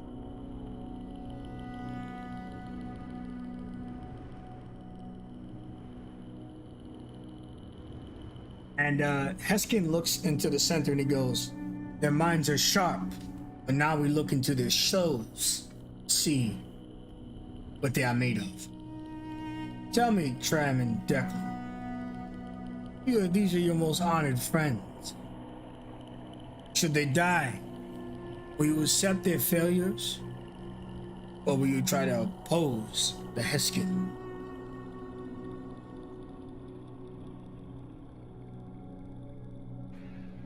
Their deaths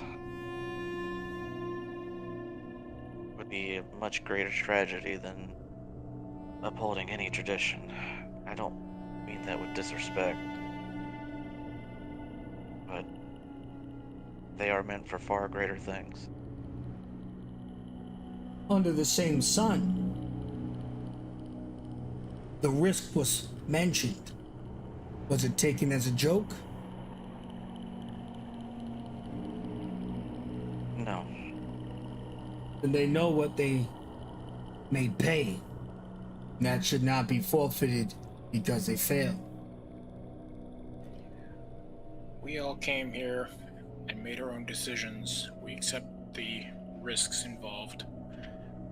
More death will not bring them back. I know. The chieftain shows you his blade, which is nice. Over, you could see like a mirror, kind of a vague reflection. But when you look into it, you don't see your reflection. You see Valette. Valette, I'll describe something in detail before you. And each stage of the test is different, so we're moving away from tests to something a little bit more important in a moment. Valette, what you guys see on her is agonizing, excruciating pain. The chains tighten like a snake coiling and constricting around her, and it is crushing her body and glowing a cast iron red. Petra, you sit there, defenseless to aid her, hoping to have been the one stressed with the pain, But as you look upon her, Valette, you can kind of describe, tell me what's going through your mind. It feels like you're about to die right now. You're not certain that it's going to stop and you'll have HP left over, etc. And then I'll ask Petra how you feel looking upon this and if you're doing anything about it. So Valette doesn't want to appear weak, not in front of her new allies. So she is going to be just sweating profusely, like grimacing. She's very clearly in pain, but she doesn't cry out. She just looks straight ahead. She doesn't have any memories to pull on, so she tries to just use Declan's technique of just clearing her mind and taking deep breaths. Yeah, she just tries to just tough it out as best as she can. Petra? Seeing her in so much agony, even with just doing everything she can not to show it, Petra's instincts are there. They want to be in the way of that. They want to protect them. And she's realizing the excruciating pain is relative now. It's excruciating to watch this happen to someone and be powerless. And she just reaches out towards her and is just physically pulling against the restraints, just trying just to lay a comforting hand on them.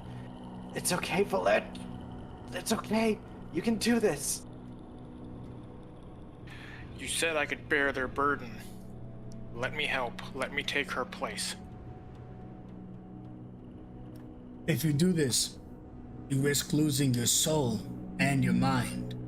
But I can provide an opportunity for both of you if you're willing for that risk. And then he looks to Declan. Well, if that risk comes to collect, there will be no excuses.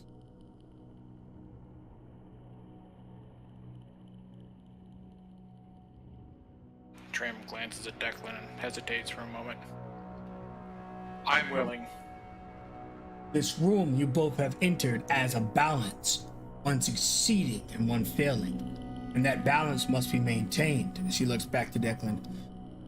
Rem cannot accept this alone. The balance will continue, or not at all.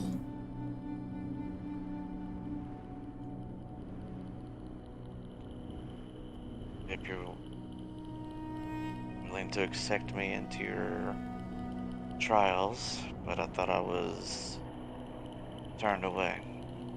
The journey you take is different. The tests that they have are their own. But what you have is an alternative opportunity. Far more dangerous for your own personal safety, which is secured at this moment.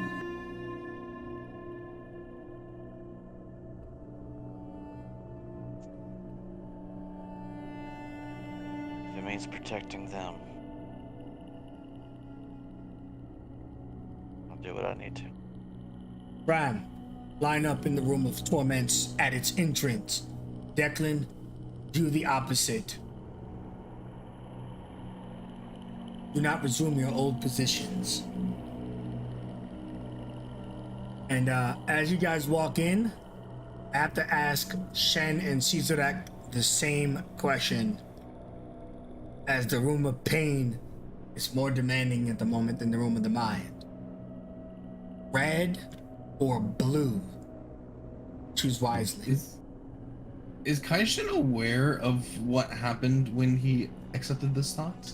I think that when you accepted a thought, you might be able to put together because you heard a scream, but it's really hard. So I'll let you do a perception check to whether you can just kind of perceive the nature of this. And Valette didn't make any noise. Oh, yeah, she didn't. Oh man, that makes the DC harder. She did scream. Well, did we hear Petra though crying out, "Stay strong"? I mean, did she scream or did she just? Not They're like really scream. 5 feet Sorry. next to each other. No worries. If you don't know, they're really close. Of what 14, Shen, I feel like you understand that. It's kind of too hard to kind of guess. So it's really up to you. See, Declan the Tram can't feed you any information on it.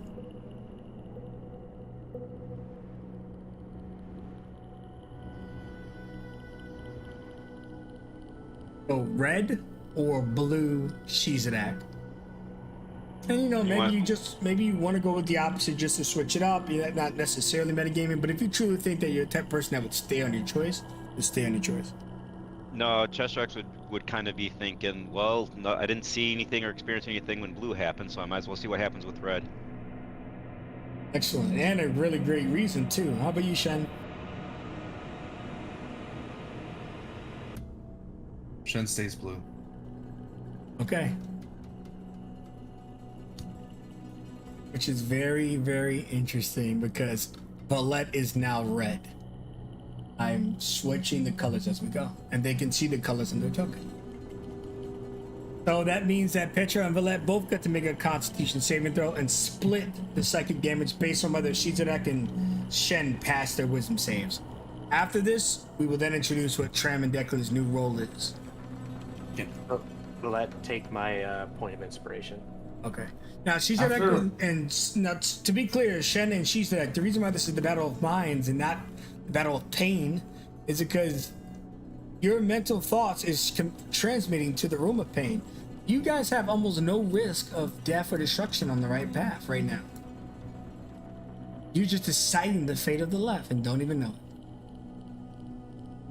Give me a wisdom After save. the first impact in the mind, could Kaishin cast Fortune Favors the Bolt on himself? Sure, absolutely. Because if you guys pass your wisdom saves, then the total damage, you know, you're being half. It's all or half like a normal save. And then that's going to get transferred to the room to the left. Just to give you guys the above. Okay, just to give you guys the above game, you know, kind of meta what's happening here. So Shen has passed. Shizadak has failed. That is going to be a 12 and a 6 for a total of 18. Let's get those con saves on the left room versus 18 psychic. You have advantage, Berna.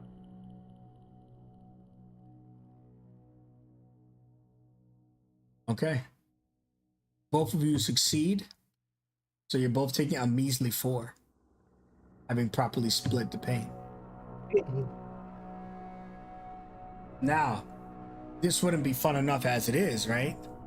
So, Declan and Tram, the chief tells you, now you will enter their worlds, but not in physical form. You will travel into their past, into their history, and discover who they really are. As you take this spirit walk, only you can free yourself. Prepare yourself to enter their minds. To do so, merely walk into the room and close your eyes. And we're gonna take a 10-minute break, but what I want is Shen, Shizadak, Petra, and Valette to really think during this break what memory, what past scene Declan and Tram are going to experience respectively, Tram on the left folk, Declan on the right side, that you want them to see in your character's history. And then Declan and Tram, it's not going to be revealed to you, but there'll also be a trial whether you can escape this place. And your success or failure will translate to the benefit of the rooms. So, 10-minute break, really think about it, your character's backstory and what you want these people to see. I will see you all very soon. Falcon, one point of order just before you go. Sure. When you say like of what they wanted to see, is it a memory that they're choosing be shown, or is it involuntarily shown? It's involuntary. It's the players are preparing the chosen memory, but the characters, you know, it's random. We'll see you all very soon.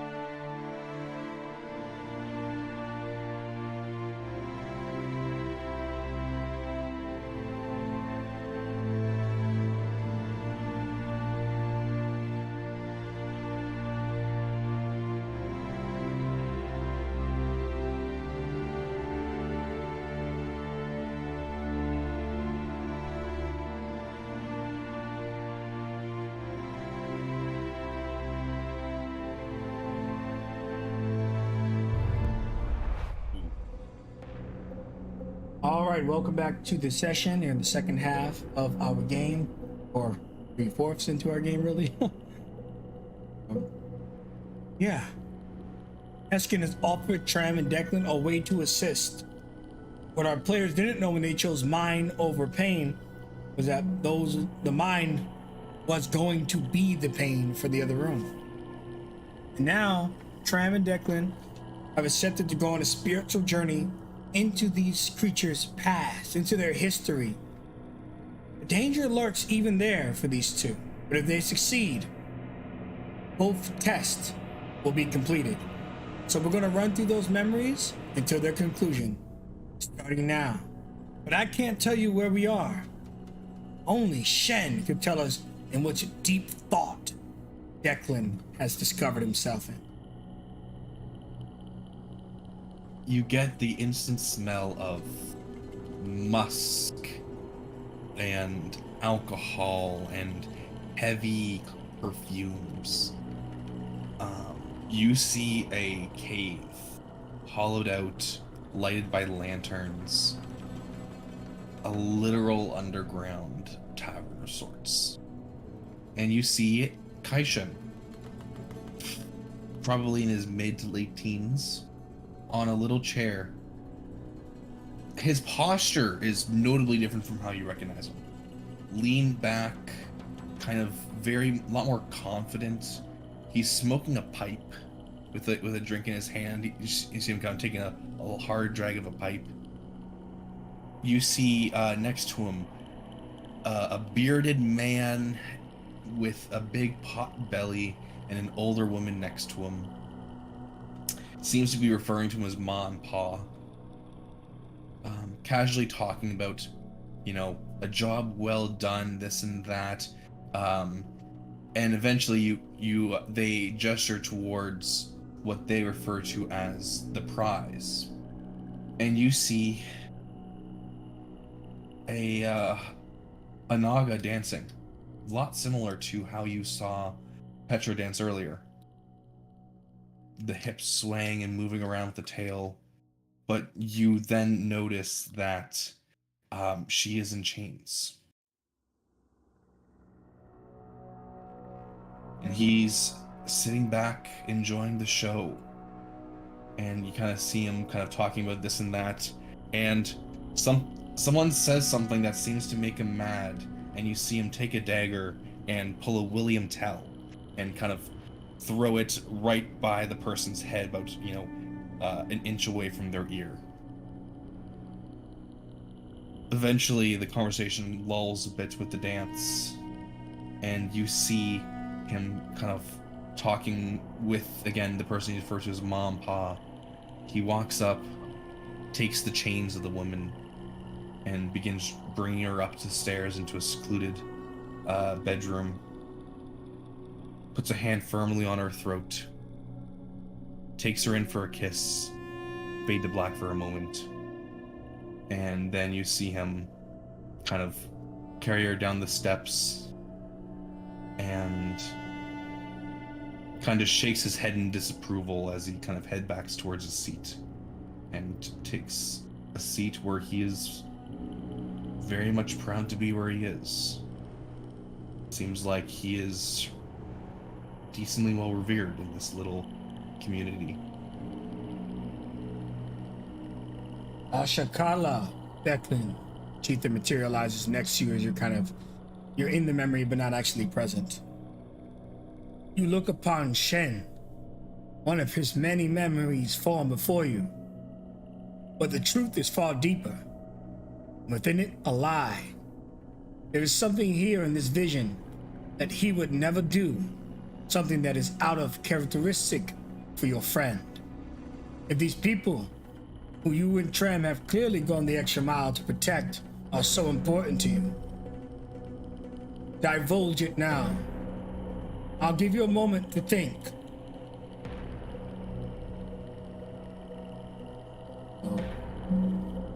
You understand what he's asking of you or no? Find the lie. Correct. Now Tram has a little bit more prep time than you going forward, but good luck. Okay. Um, that's a tough one.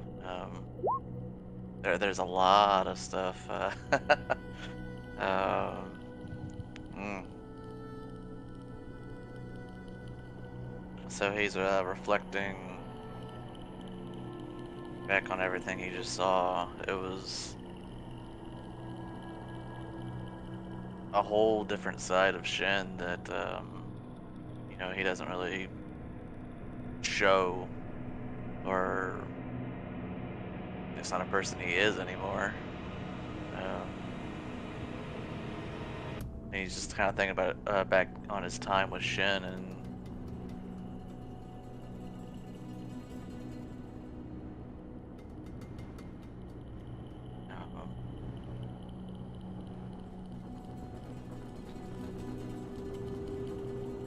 is the chief still with him? The chief here, he's just standing there watching you. He tells you, fear not, Declan. No one is perfect. If you fail, you'll be given another chance. Every time you answer incorrectly, it is as if you did a critical fail in your death saves. You mark off 2 death saves. So if you answer false twice, you die.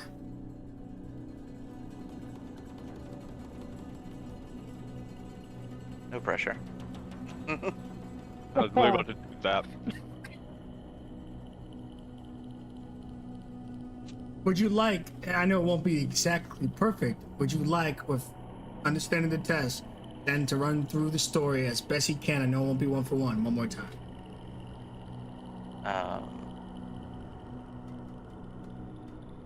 Yeah, if you don't mind. If you're okay with this, you don't have to. Shane. Absolutely. Okay. I will make it a little more spark notes of the core points. Again, you see an underground tavern, obviously of a more underground nature. He is sitting proudly on a chair, smoking a pipe and drinking. He's talking like he owns the place with 2 people he calls Ma and Pa. Someone says something a little insulting to him, and he throws a dagger, nearly taking off their head, but intentionally missing. He's watching a Naga in chains dance that they referred to as his prize. He later drags the chains up, puts a hand around her throat, takes her for a kiss, fade to black, and you see him later drag him down, bring her back down, shake his head in disapproval, and sit back on the chair. Ashaka, Declan, and you see what you think a friend would not do.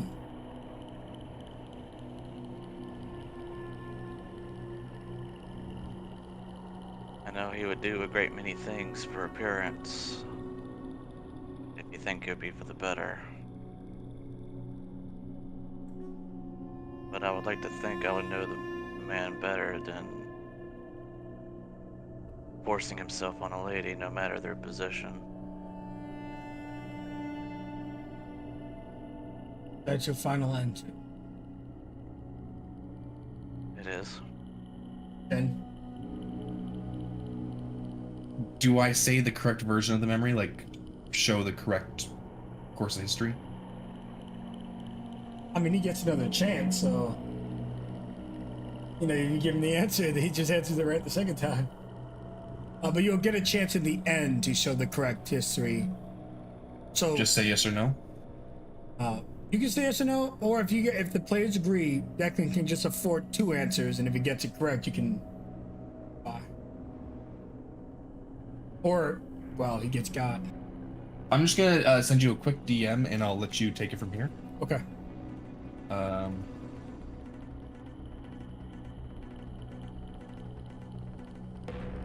Okay. I just want to make sure I'm letting things move along smoothly for you. Yes, absolutely.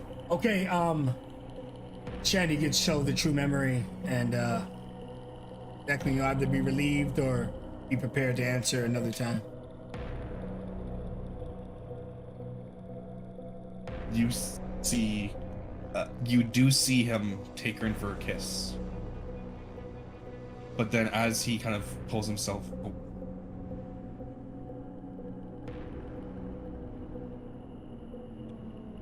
All good fucking? Yeah. I'm generous. Okay, sorry. I saw you type his own mind, sure. You do see him take her in for a kiss, but then he pulls back, and just with kind of a pained expression, you see him fiddle, and you see him subtly unlock her chains, and exactly. And he unlocks her chains for a moment, and he bites his lip and kind of looks up, and you do see him. Beautiful as you may be, you're too beautiful for this world. Once you break free, I can only buy you an hour. The boat to the south will give you a chance. And he kind of positions the chains so they're loose but still appear on, and then it returns to the memory of him pulling her back down, shaking his head and sitting down. But then now the proud face that you once saw has that inch of pain as he's first coming to negative emotions with the world he is in.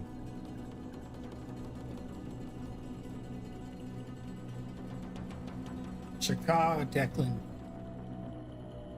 I will see you in the next dream. It's correct. He freed the prostitute from her service, brought her an hour. Chen has always been huge about his freedom. In fact, he actively fights for his homeland alongside Caesarak. Well done. You set the bar pretty high. And what do you say to the chieftain as he starts guiding you to the next place, or do you just merely prepare for what's next?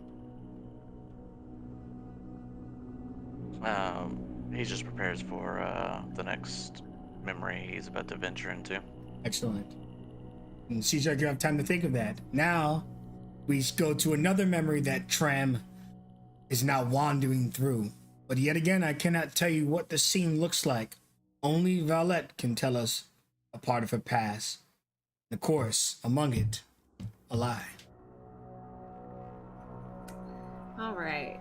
So you essentially walk into blackness. You don't see anything, but you feel incredibly stuffy. Like you feel like not just stuffy, like you're drowning. Like if you literally don't get out from whatever, you don't know what's over you, but if you don't get out from whatever's underneath it, you're gonna suffocate. Almost like you're drowning, but there's no water around you.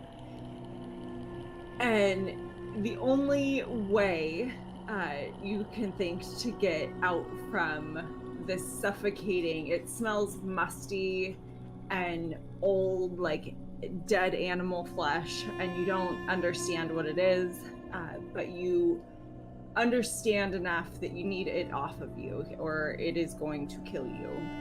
And you slowly pull it off of you, slowly but frantically, and you're on a ship with a bunch of strangers, and you blink against the sunlight as it shines in your face, and you stand up, and you take the crossbow from your back and inspect it, and look around at the strangers, and that's kind of where the dream, you would kind of recognize it as your own memory, kind of, so it would probably blur with your own memory of Valette's birth.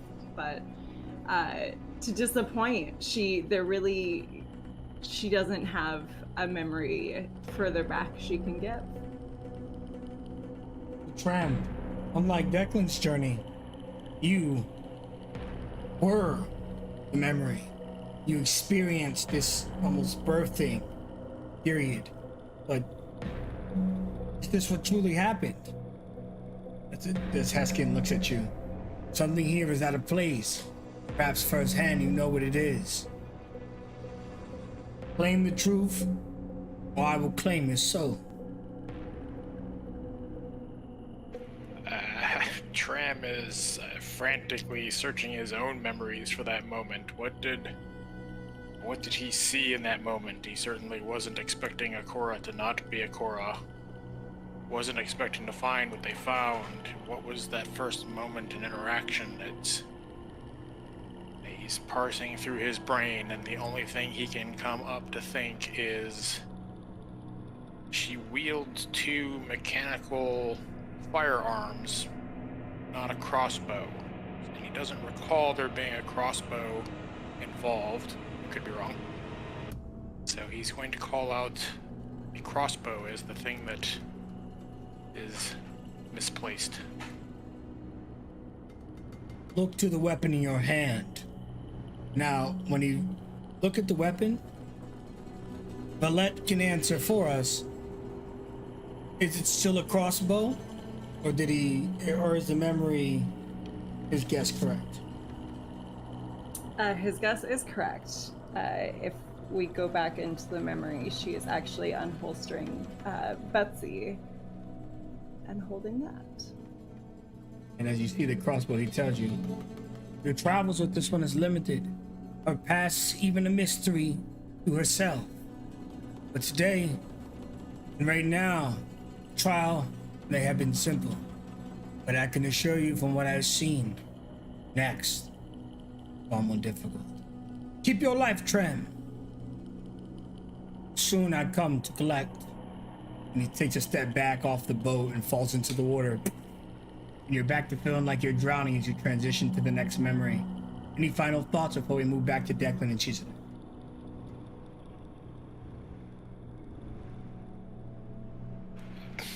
Nope. Declan, you're now appearing in the deep thoughts and minds of Shizak, who will set the table for us. Remember to spot what you think is out of character for him. You'll get 2 tries, and you will lose your character if you fail. All right, so Declan, you would blink and then suddenly you would find yourself in a completely alien land. You look down and you just see this like carpet of leaves impossibly woven together. You would look around and you would see in this great hall, you would think of it as a throne room, but everything is just nature-based. The pillars are giant oak trees or impossibly twined together branches. Overhead, instead of a vaulted ceiling, you would just see a canopy of trees just kind of twisting and turning every single which way.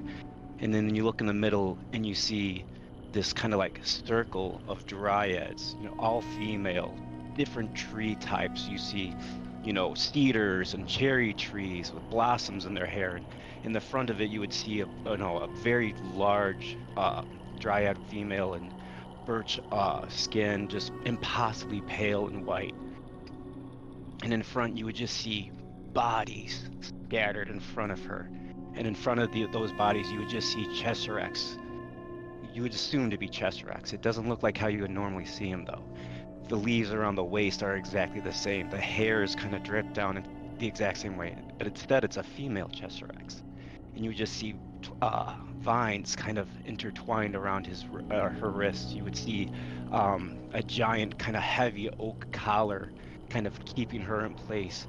And you just see this kind of birch dryad walking up and say, for the crime of slaughtering all of these innocents, we banish you from these lands and you'll be twisted and always be marked as different from the rest of us. And you would see how, suddenly she would kind of go up and be twisted, and all of a sudden the body would transform into the Chesserex you know now, and you'd almost see this like giant purple portal as you would see not only Chesserex, but then a tree, this purplish, kind of very clearly Feywild based tree, kind of uprooted next to her and, well, now him, and just pushed into this portal and just disappearing forever. Shakra, you witnessed transformation and a story unfold. Many things of it are true, but one amongst it is false, and it may not be what you think. Tell me now, what is it that you see? Where's the lie?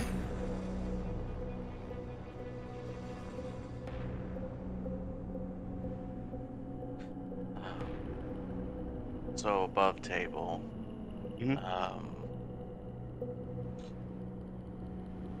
He was kind of like being tried for. It seemed like he had killed like a number of people. Yeah, so like you would have saw like humans and kind of scattered all over in front of the rest of the court, like a royal court, but yeah, bodies in front. Um, so he takes a moment to assess um, what he saw.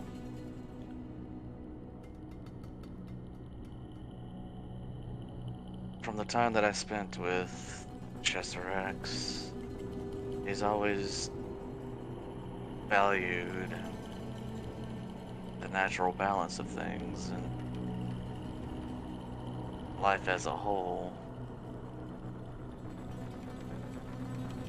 I don't see him taking life en masse like that. Whatever caused him to be banished, I don't see it for him being a murderer. And let us look upon him. Tesseract, is the truth revealed? Must Truth is definitely- What? the truth is revealed, and you blink again, and everything looks the same. Only instead of seeing the bodies stacked up, you just see Chester X crying on his knees, begging to spare those that had interloped before the exact same scene of being banished, transformed, and taken to another plane. And if you're familiar, you would have seen he was in the Feywild as opposed to being in this plane. You should call Declan. Have saved your friends and yourself. Soon you will awaken in the same room, bound, the place where this all started. But you never left that room. You were always there. This entire trial was your mental exercise, not theirs. The spirits did accept you. That's your card, Declan. That's your card. You slowly begin to wake up in the room, but the trial's not done, so we'll get to that in a moment. Tram, I need not go through the ropes of everything that's going down. Petra, set the table. Ram, you find yourself looking at Petra from behind, but it's not well lit. There are torches burning in what seems to be a stone-paved corridor. She holds her golden helmet in her hands, looking out to the moon ahead.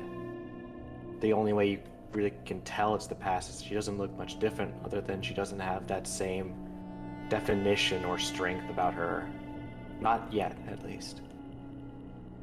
She's looking out at the moon, but then you would hear the sound of something slithering towards her, and she would turn and you would both see a taller Naga woman wearing a very intricate headdress, almost that gives you the impression of oracle or seer or some form of like clerical figure.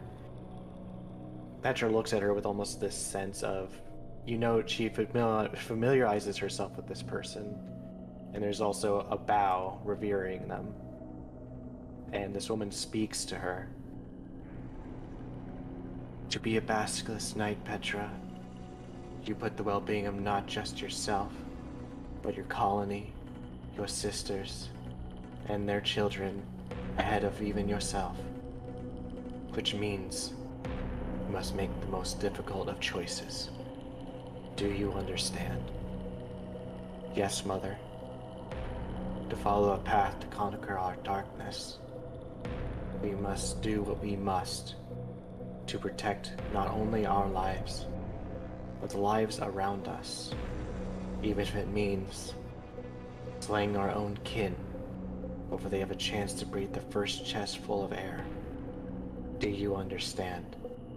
Yes, Mother. Your sister awaits. The knights have assembled.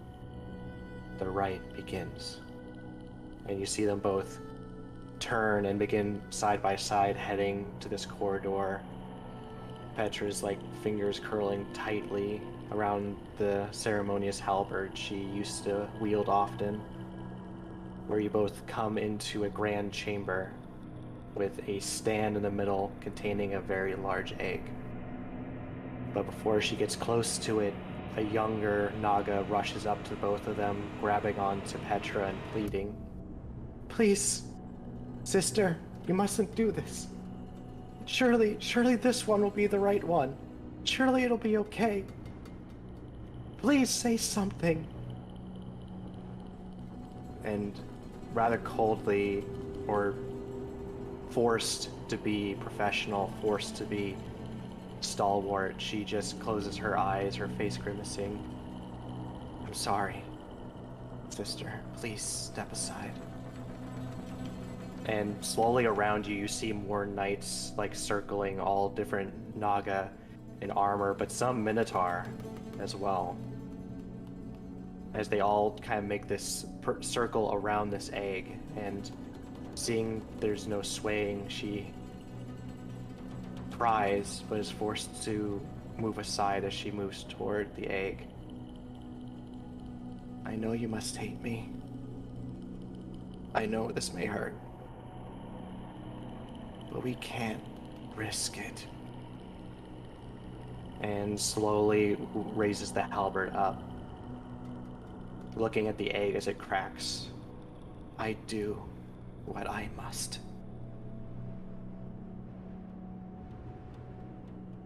Ashakar Tram. The details are so small, it's so spread throughout. Ever present but ever lost. Easily untraceable. Tell me, there's something uncharacteristic or false in this memory. What is it?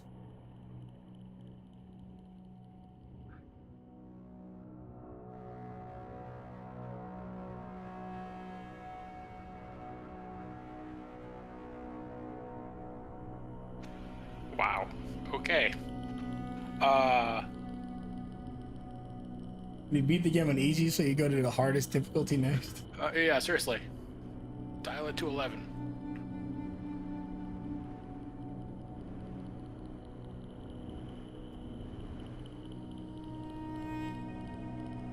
If you need me to repeat over anything, be sure to let me know.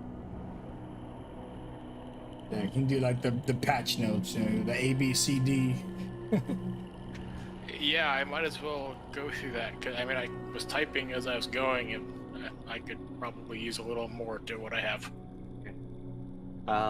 Just to go through quickly, Mother being this oracle, talking to her, telling her she understands, that the task ahead is to kill these offspring if they cannot, follow the doctrine. It's when we come to the sister, it's their conversation with each other. What was it? "I am sorry, sister. Please, step aside." And her sister would move aside after seeing there's no swaying in the situation. Petra moving ahead, and you hear the phrase repeated again. "But I must do what I must," and raises the halberd over her head. It tells you, Shakar Tram. Perhaps you look too heavy into the details, and they weigh in your face. You have two chances. First is acceptable failure. Second is not. What do you see?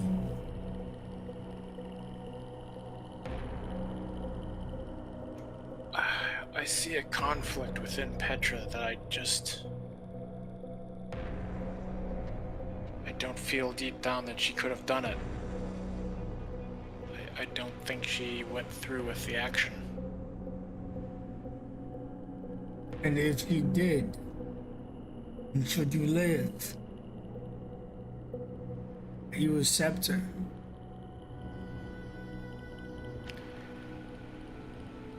We've all made our choices in life. I'm not going to condemn her for making decisions in the situations that she's been put in. Your words are so true. In fact, where we both stand now defines them. Look back. Let us finish that scene.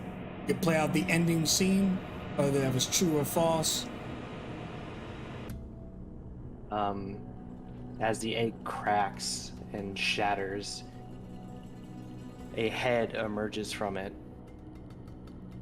Beaked, almost bird-like, but immensely powerful from even just a small child. And at first there's hesitation, but there's a signal that the mother gives. And Petra swings the halberd down, decapitating the baby after its first cry. This is the course of action Petra takes. Now you know where her people come from. The darkness in her heart. There's something else here that is different or subtle. Think of the Petra you know, how she is.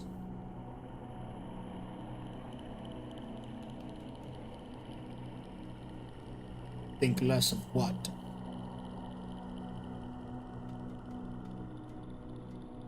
Again, if you need me to repeat what she said, I will narrow down to just the sentences with the sister. I don't think it's gonna matter.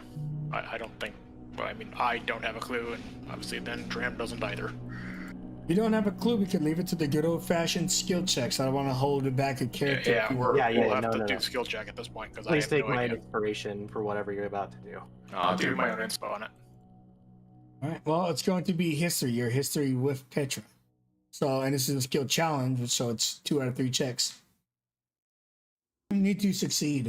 You can donate. Each inspiration only applies to one of the skill checks. First one, not a pass. I'll use my second. Second one is a pass. Will you use mine? The third one is a pass. You realize something, and I ultimately Petra will answer. But you realize something, and play back just the conversation, Petra. Tram snaps to it. You think so hard on what it is that's so different about this. You have known Petra for a long time, and one thing she has said before is that she has never lied in her life. But it's difficult to piece out what this could be until you start actually listening to the words she uses. I am so sorry, sister. I do what I must. And that's when it snaps in for you. There's a way she speaks, a way she addresses herself that's unique from anyone else who really talks.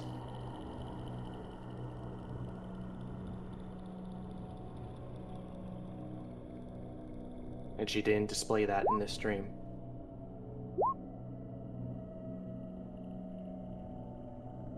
Because how does Petra actually talk? Are we running that? Yeah, it's always in third person. And Always. you go back and her sister speaking to her, please. I'm trying to think of the sister's name all of a sudden. Priscilla has had so many. Please, Petra must allow Priscilla, at least this one.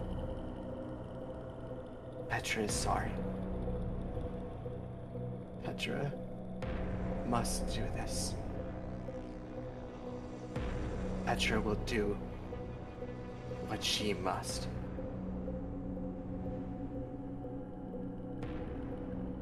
And Chieftain looks at you as you feel your soul begin to absorb into his blade. This has taken many lives, least of all by the blood that's covered it.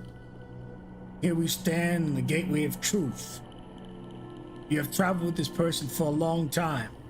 The details of what she is do not matter as much as who she is. Have you figured it out as your car, Tram?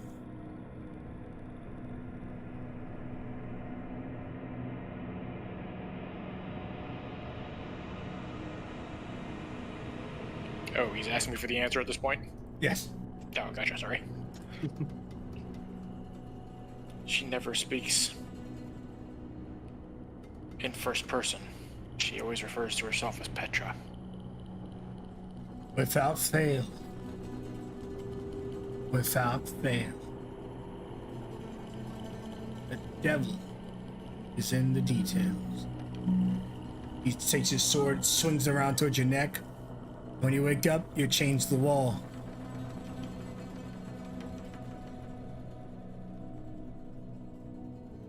Police will come in just in case I catch your character. Skin says to you when you wake up and you see Valette and Petra next to you.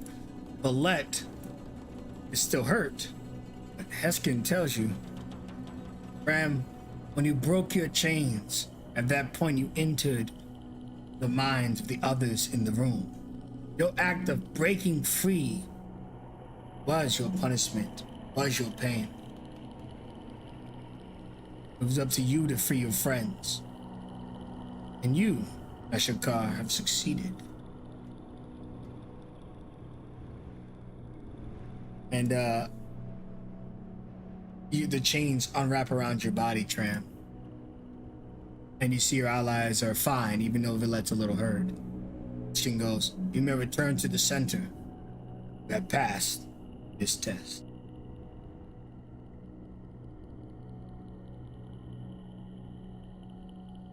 Petra puts a hand on Tram's shoulder. What did you see? He was probably kneeling down at that point, and he kind of stands up and shakes his head and looks at Petra. Nothing. Let's go. Obligatory, I'm awful at it, but I'm gonna do it anyway. Very well. The chieftain never leaves the room, but he's also in the other room. He looks to Declan and Shannon. She's like, by far the most safest people in this whole test. Your mind's only going to spill your friend's doom. Declan wakes up having never left the room, having been accepted. The room sought the weakest mind to take them on the hardest journey. And Heskin tells you, Declan, you have passed. You have earned the freedoms of those who must endure pain. You could not have done it without knowing these two individuals here. Your brothers, and looks at Caesarak, maybe your sisters. You may greet them before you return to the main hall. Be proud of your achievement, for some success only comes from failure.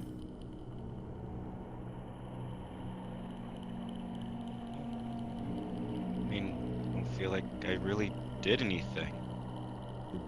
Did something happen?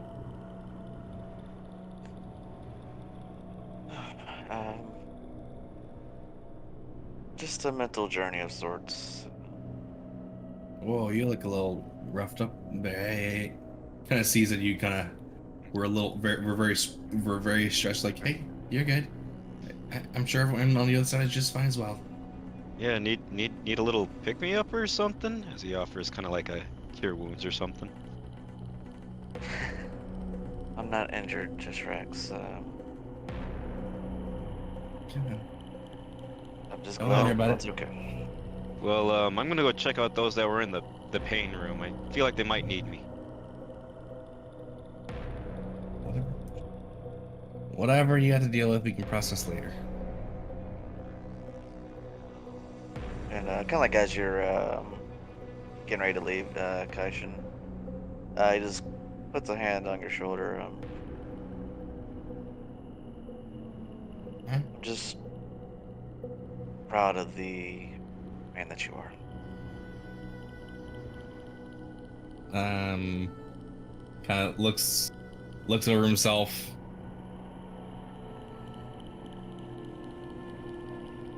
Kind of picks one of his hairs, pokes you a little bit. You good, buddy? I'm good. Just gonna check Oh, on the others. I have no idea what you're talking about. For one, I'm a monkey. You're still a man. Sure. They leave the room. Tram turns to Valette and holds a hand out to her shoulder, but before he touches her, may I? She cocks an eyebrow at you. That depends. What are you going to do? He just kind of partly rolls his eyes a little bit. He puts a hand on your shoulder and he gives you 10 hit points to lay on hands. I didn't say yes, but I will say thank you.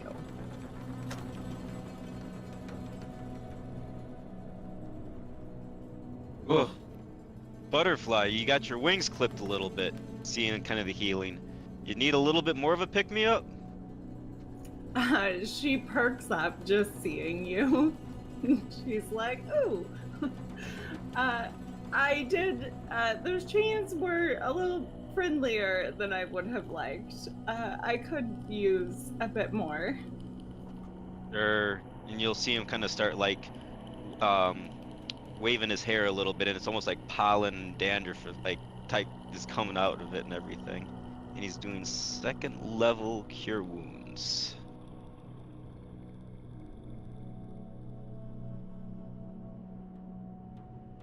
Why are my gifts broken? At 16. She goes into a sneezing fit, and between sneezes, she said thank you. You'll get used to it. As he like thumbs over at Kaishin. No, you really don't. How do you ever get it out of your fur?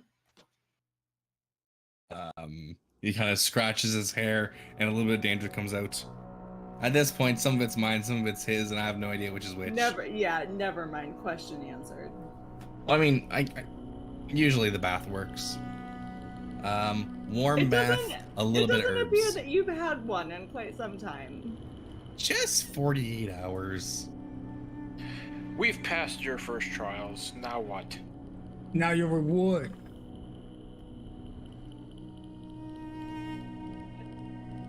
You came here. You knew the risk. But that risk comes with reward. I told you we will be fair. You have done nothing that you have not yourself accepted to, correct? Yes. For that bravery, that boldness, or perhaps foolishness, there are means of success. For one, that hole where you stand next to Tram is riddled with half a dozen traps. Going that way would only spill your death. Fear not, I am here to spare you. Through the room of the mind, my tribe, who waited in ambush upon your people, because you have assaulted me, will take you to the next section. 3 of your friends are familiar with the route, but we're not familiar with the passage. Go that way to your next exam, but first, before you leave, each of you, touch the blade I hold. Touch your hand upon it. Ask not why you must do this task. Do it, and I promise a reward, for I no reason to lie. Petra will raise her hand out, offering her palm. Yeah, that's it. And I'll tell you the result of that once we decide who all will and who all doesn't. Kaishin will. He will take his hand out and goes, hold on, sorry. Kind of like close around a little bit. This is the strumming hand. This one needs to stay clean. You can use this one.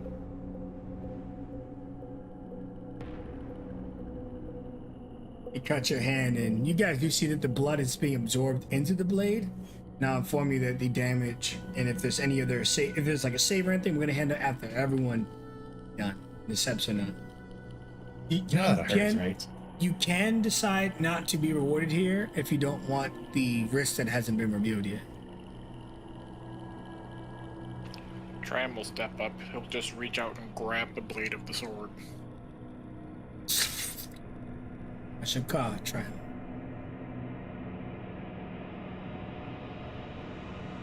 Declan follows suit. After car, Declan.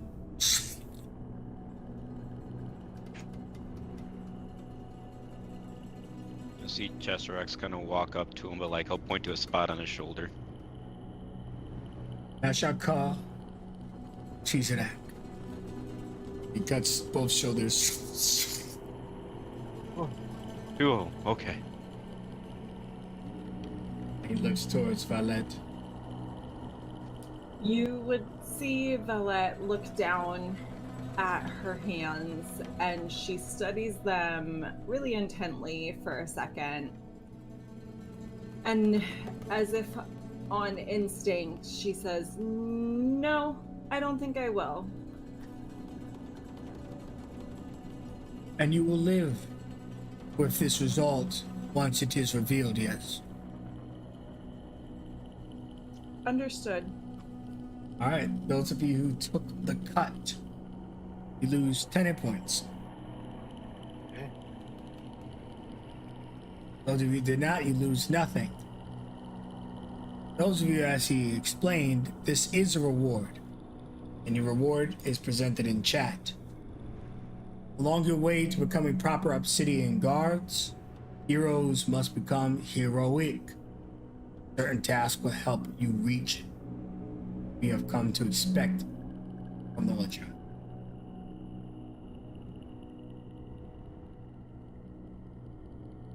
You feel power swell inside you. Choose, friends, any stat, of course, that can be your highest, or something else imbalanced, or your lowest by 2. Your lowest stat can go up by 2. Oof. Along the journeys that we traverse together, Valette, no choice will feel easy. The trials are just that. A test of one's mind, one's will, one's desire. But I can promise, as I promised before the blade cut into your friend's flesh, I will never lie. I have no need. I did not think you a liar, sir. I do not wish to make that disrespectful. I'm not that disrespectful. I did not think you a liar, sir. Valette. I do not think you accuse me of such, but I just want to cement my presence in your mind. So I offer you one more chance to take this deal. But instead of a cut on your hand, I'll plunge the blade deep into your belly. Why would I want that instead, sir? An opportunity to rise above greatness should you survive. Be stronger than the peers outside of this temple. Perhaps it is just another test. There is no wrong answer, just 2 right paths. A yes or a no. Must I do it in the presence of everyone? I shall take you into the room of pain. Feels appropriate. You need Indeed. not show yourself to them. Follow me. Respecting her privacy, none look upon this place.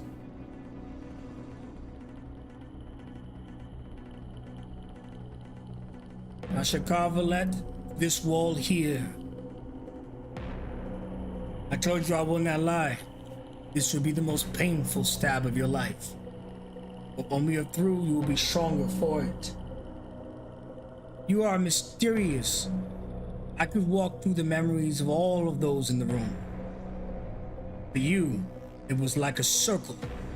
To the boat, round the sea, back to the boat, birthing, birthing, birthing.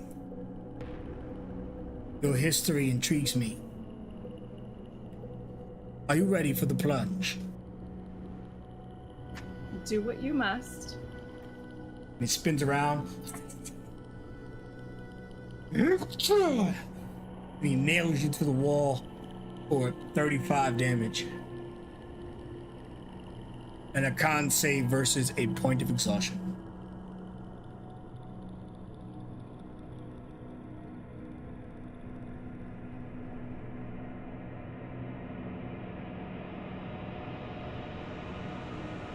You feel your body weaken. You gain a level of exhaustion, but you also gain a permanent boon to your character. Increase a stat of choice by 2, or your lowest stat. A stat of choice by 1, or your lowest stat by 2. If your lowest stat is tied, you can increase both of them by 1.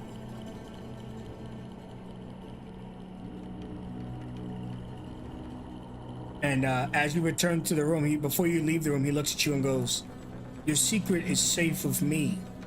I think I now understand who you are, at least a little bit more." Perhaps you could share it with me. Did you... Do I not have organs like I should? She looks down at her stomach. Like, am I not whole? He walks over to you and he tells you, "You truly don't know what you are." I'm a human.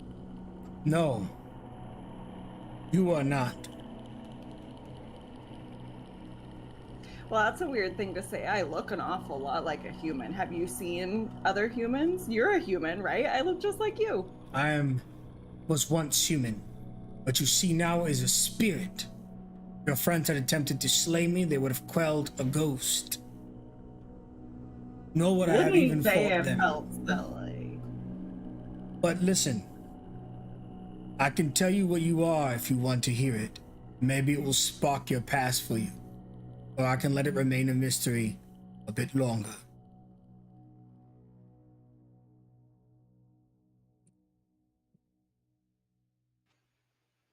She looks thoughtful for a second.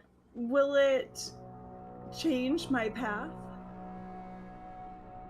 It may aid your path, knowing who you are, less questions. If you say it may aid, and I know you to be a man of your word, then I wish to hear it.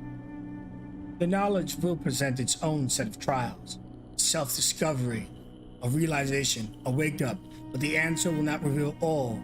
Look, as he pulls his blade out of you. You are different even from your kind.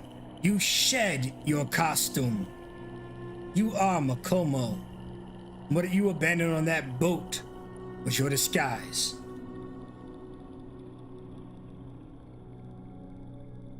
What the fuck's a Mokomo? No, when he says it, she I feel like it all clicks in her head. She's like, oh. And I feel like she's had this little bit of hope that everybody's been talking about family and children and all these other things that they have. And so she's had this little bit of hope that she had those things somewhere too. Obviously she's a human. Obviously she's got those things. So she feels some disappointment. And that probably shows on her face, but she would just nod and say, I understand. This knowledge will aid me somehow. You will see that my blade did not plunge as deep as you may think. Since you know you're Makomo, you have a way to reduce this damage without fear of spoiling a little bit of your backstory. I do. I haven't been wanting to use it. I know. So if you want to use that feature now, of course it's also on private, you can heal a little bit more because you didn't really take the amount of damage.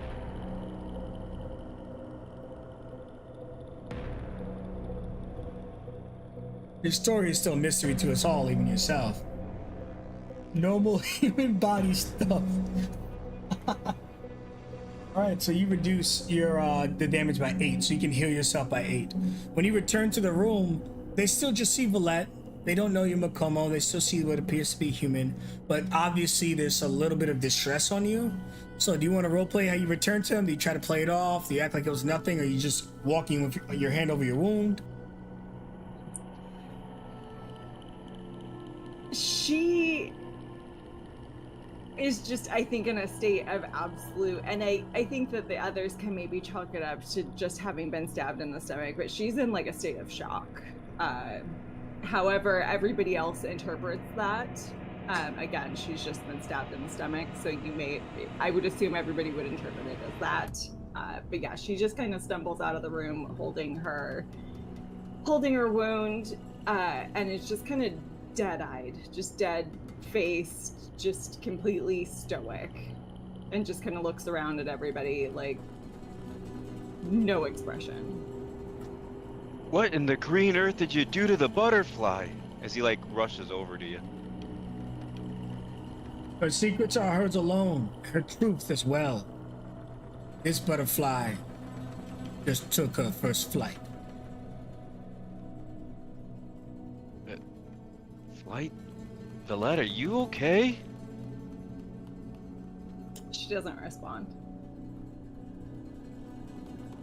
Kaishin? She's bleeding, dude. Chester, cradle. You see Kaishan kind of immediately start going out and kind of checking. He kind of starts examining her wounds, like trying to see how deep it is and how much we need to pump in. And yeah, he would offer Cradle of Life if she'd accept it. It's a healing, big heal.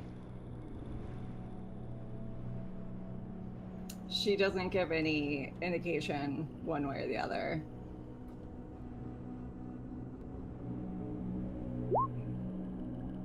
So that would be 30 DC as you get a swirl of leaves kind of twirling around you for about a good 6 seconds.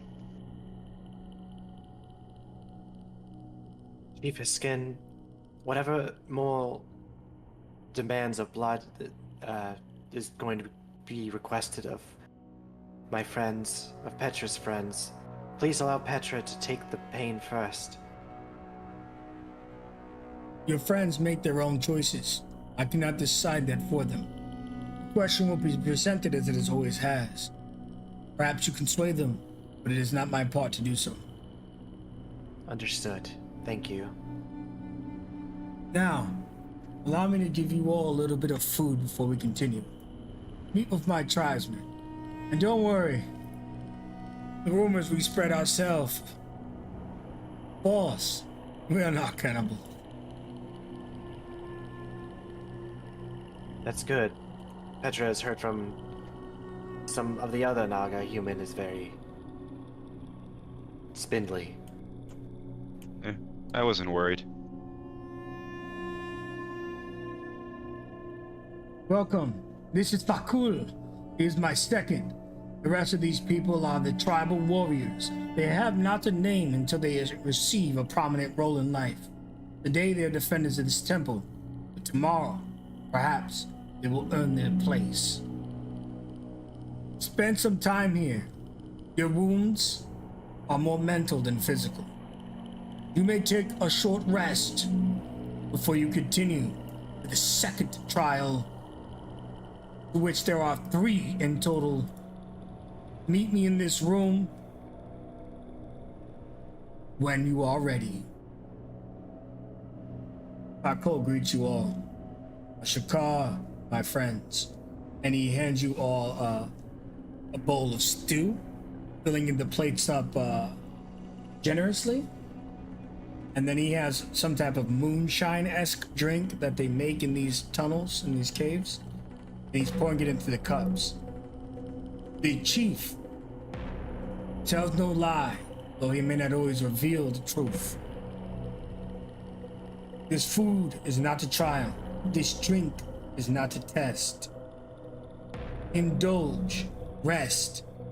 What comes next will make what came before seem so much simpler. Warriors will guard this place. Let your mind ease. You have earned your victory. Now let us give you your reward. They assure you peace and quietness and stuff. Falco will remain here in the room with you, but he will not speak unless spoken to. Engage each other, understand, and ask yourself, is this worth the blood coin? Or after your rest, will you leave? And I will give you all a moment to RP, and then shortly after that, we'll call the session. And I'll know whether we're continuing this trial next week or we're not. Floor is yours, players. Declan kind of hearing both the chief and Fakul. He looks over to Fakul. So, I'm trying to understand your people here. Why even offer these trials? Why keep whatever's here to yourselves? And I'm trying to understand the purpose of offering what you protect to others. For generations, the Heskin, which is not no person, the clan itself, have gathered riches, coins, treasures, and goods. Until one day, people not so different from yourselves, adventurers would you say, came and took it. The tribe was annihilated. But the blood that spilled on the gold that day would become the birth of this place, a hole in the ocean, a void needing to be filled. It lures the same people that killed the Heskin hundreds of years ago. It attracts them with a greed. And we put them through the trials. Do you think petty bandits truly know each other? Often no. Most people do not make it past the first test. But why we guard this place? The story has not revealed that. This is our legacy, our history. And if anyone wants it, they will experience what it means to be a Heskin. And only after that will they be rewarded.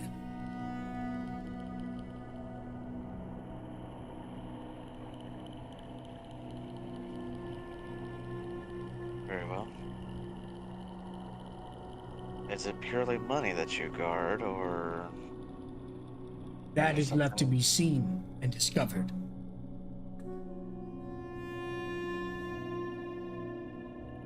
But take note, Ashikar, you have already been rewarded in a way that is not monetary. You can feel it in your body and your soul, the strength of that blade, the fallen Heskin, the chieftain.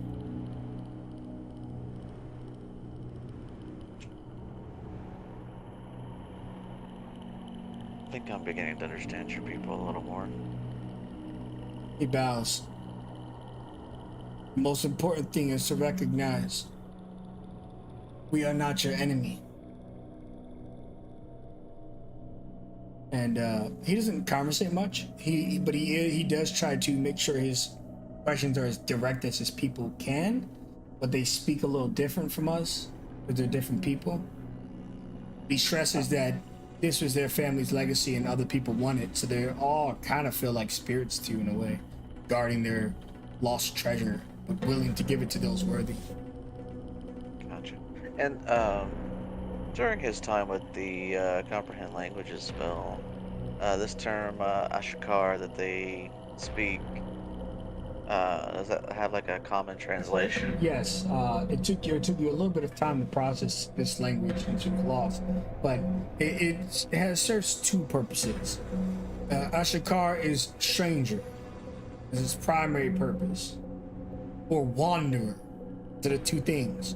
When it calls you stranger Declan or wanderer Declan, it's all in the tone. If it's stranger, it's not necessarily an insult, but it's recognizing that they don't really know who you are. Are you here just for the same reason their clan was once destroyed, based on greed? Or are you a wanderer,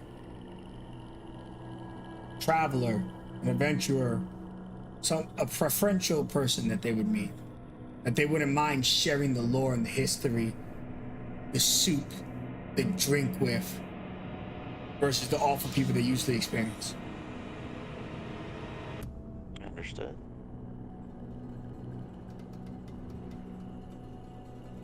Now, resuming back to before, unless anyone else has questions for Fakul, you guys can discuss the trials, what you want to do, and whether you want to go through not the same, but similar trials going forward.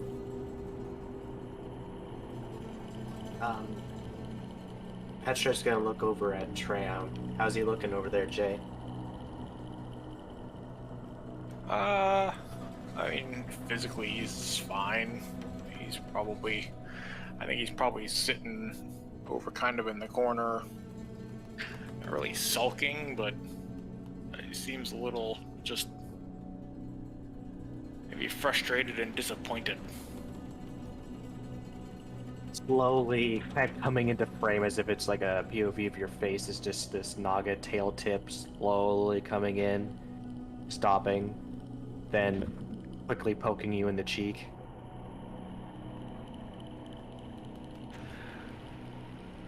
I've sliced things off for less reason.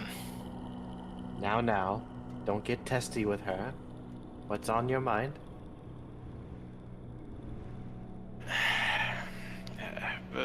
You asked me what I saw. She did.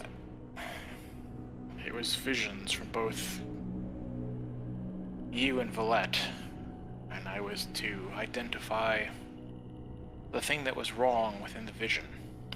Valette was reasonably easy to detect. Her vision was fresh in our mind. Yours was a bit more complex, but even still, I should have known what it was. I didn't grasp it at first. It came to me finally, but just, I don't know. Looking back, it was obvious. I don't know.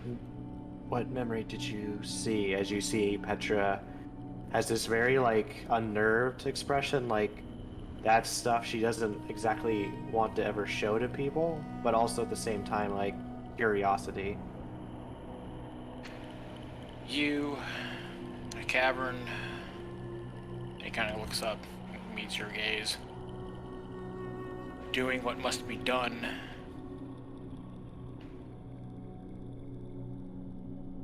She takes in a deep breath. That was the fourth time Petra had to kill one of her sister's children.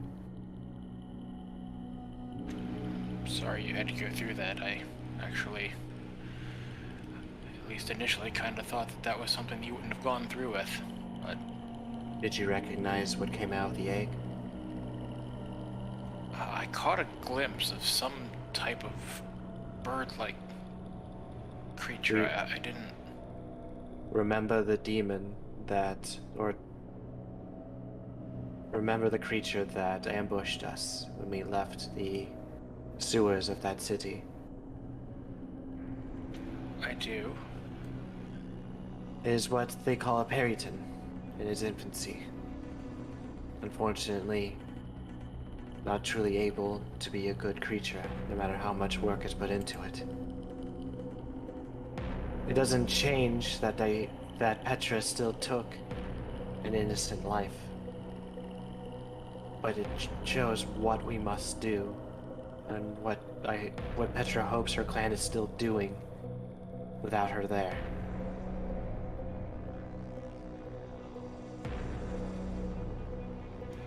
Well, certainly makes more sense, and I can see now why you would in fact go through with it. She only hesitated because she wasn't sure if it was a Perryton or a Griffin. Griffins are able to be raised better, but her sister soon had another. From that egg came her nephew. He is a Minotaur that serves as a guard there. That is the tragedy with though. We are never sure when our egg will produce something that will bring better things into the world. Or just be a constant cycle of killing our young over and over again. It is why many partners do not stay with Naga. It is a tragedy to stay with the one.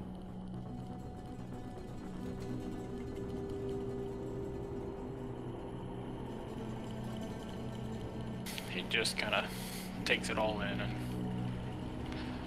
nods a little and kind of looks back down to the ground where he's sitting.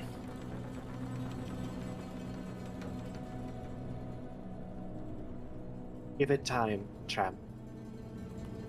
It is still new, our relationship together. You will learn more about her, and soon won't be anything that will distract you or confuse you again about Petra.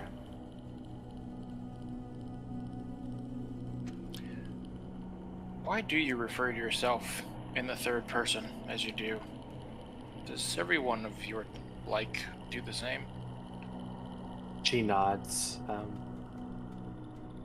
It's important to declare ourselves in this way. It puts emphasis on on Petra's intentions, putting a name to our words and actions, always making sure nothing is misconstrued, everything is forward and honest.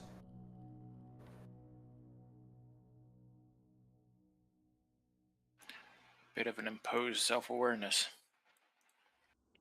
It's part of the training to overcome the natural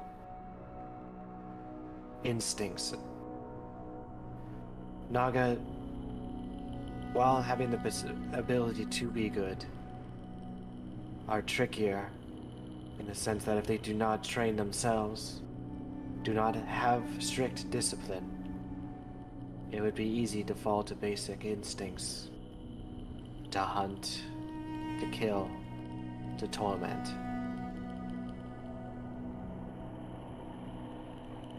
Petra worked really hard to overcome her instincts, and will always continue to do so.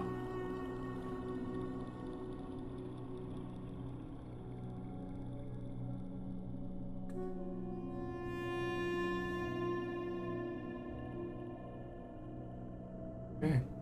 Two of you engage. What are the rest of you discussing on this path we must take during this short rest? Kaishen was originally starting to make a bit of a simple, drum pattern, making a bit of music to kind of relax people. And when he overhears Petra and Tram talking, you see him stop, hard for a moment. As he puts two and two together, when he hears Tram say he saw something, he looks over at Declan, and Declan, you see a very clear expression of, oh fuck, as he realizes why you randomly complimented him.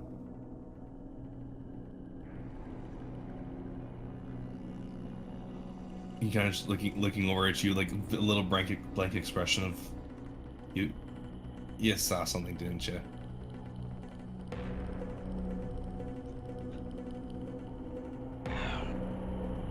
Not that I was trying to pry. It was kind of a situation I just found myself in. Teenage years, kid years, or adult years?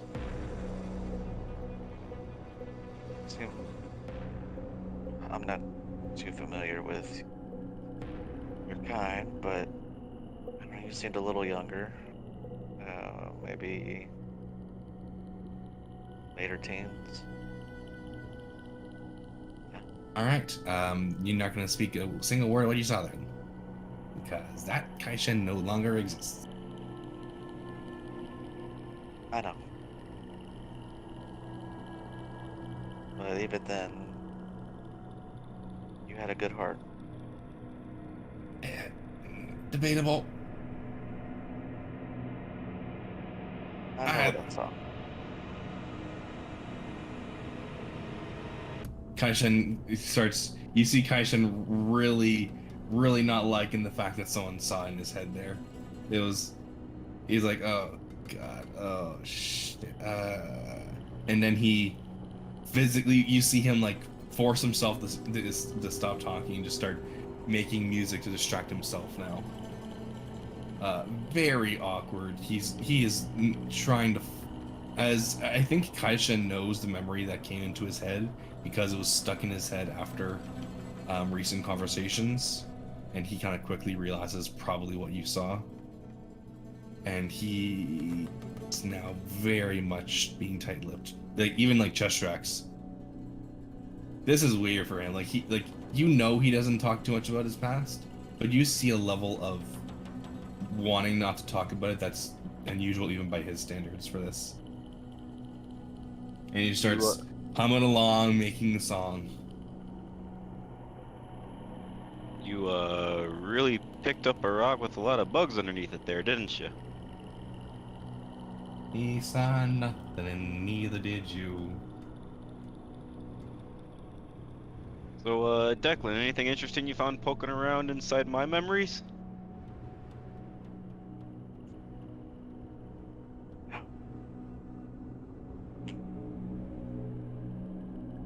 Are you sure you want to talk about this in front of everybody?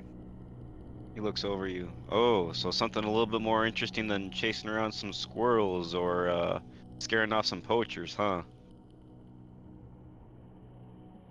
It was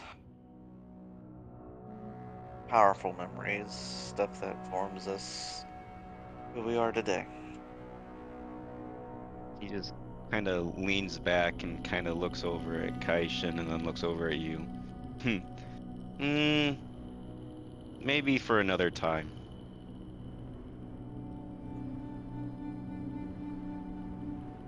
And, I mean, I'm not gonna force anything on you. I'm not gonna ask you any questions. Those are your own memories, and you only have to share them if you want to. He just kind of shrugs looking at you. There's really not too much I'm ashamed of in my past. Just kind of looks around. It's just, maybe not a lot of other folks can handle some of that stuff right now. I've made my decisions and I'm comfortable with them. Besides, I got a new home now.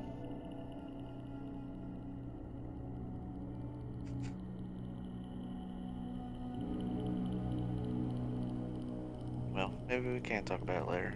I do find you pretty fascinating. Looks over.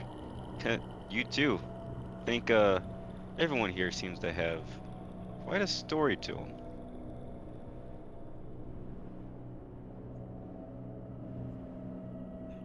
Quite the interesting bunch of misfits. Yeah. Ooh. Who knows what these next trials are gonna bring upon us? We'll discover about ourselves or looks around. Ugh. Yeah. As long as we get out of here fast, I guess. I hate being this deep underwater. And he'll look over to Valette. You've been pretty quiet. You doing okay? She wouldn't immediately understand that you're talking to her. So she's just she's sitting on a crate, just staring into the fire. And I think eventually it would click in her head, like, "Oh, you're talking to me." Mm-hmm. She just stares at you. She doesn't have you asked her if she was okay, and she doesn't have a response to that. You keep on looking at me like that, Filet, you might make me blush. She looks away. She looks down at her stomach, and you can kind of see her stomach knitting back together, kind of like you would sew clothes. Her wound is stitching itself. So that's weird. Yeah, she just kind of sits there, stares at her wound for a while.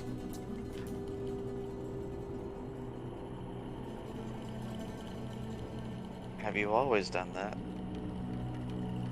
Certainly not normal. I haven't always done much of anything, it seems.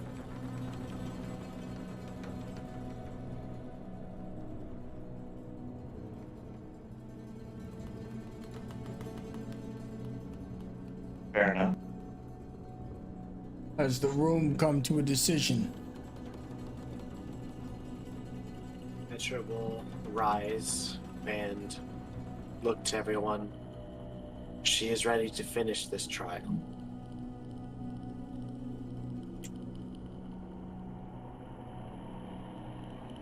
I'm good to go. Didn't come this far to stop now.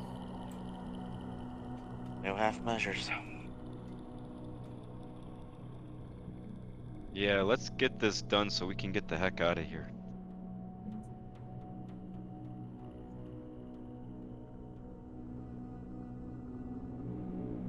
And Looks at the book. Go ahead.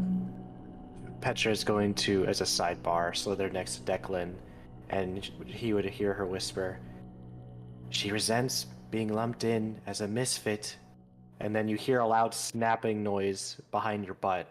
It's like a very close shave of a whip of her tail. Hey, careful with that. I've seen what that tail can do. And get moving. As she gives you a light pat to start moving. I was. Just,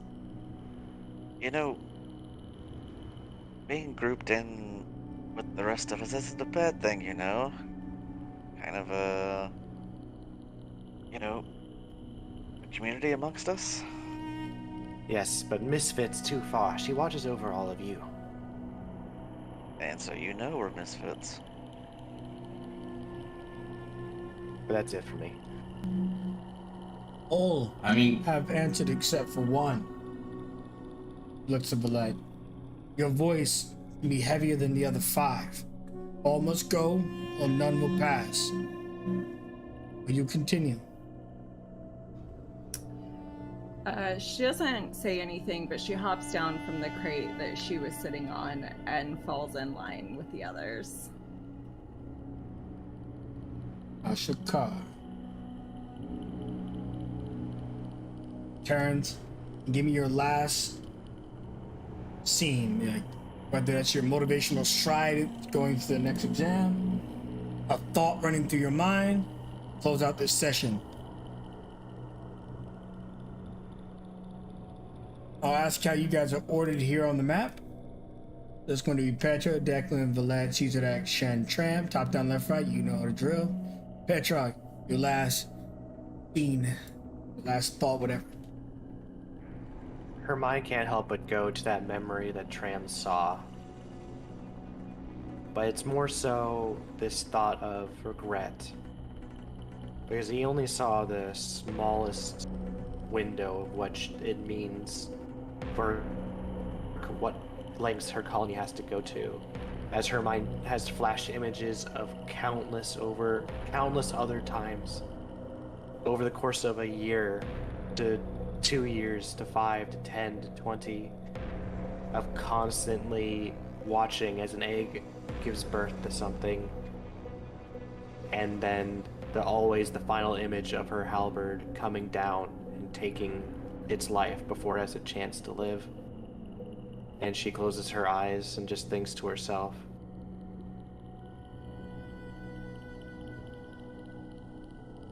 is Petra a good creature to have killed so many innocent lives? If it meant that so many others could live and would move forward. You advance towards the chieftain. Of course, you're likely behind the party. Declan.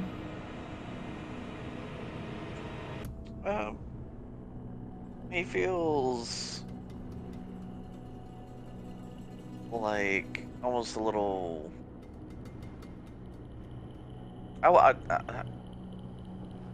Dirty is not exactly the right word, but he feels strange having seen these private memories of Cheshire X and Kaishin. Like he's breached their privacy, and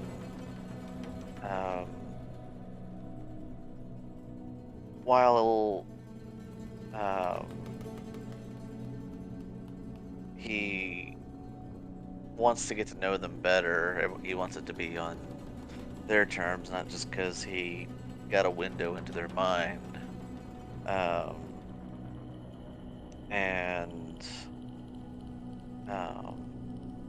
So he's certainly more interested in who they are as people, but he wants to do it on their terms. And then Valette, ever the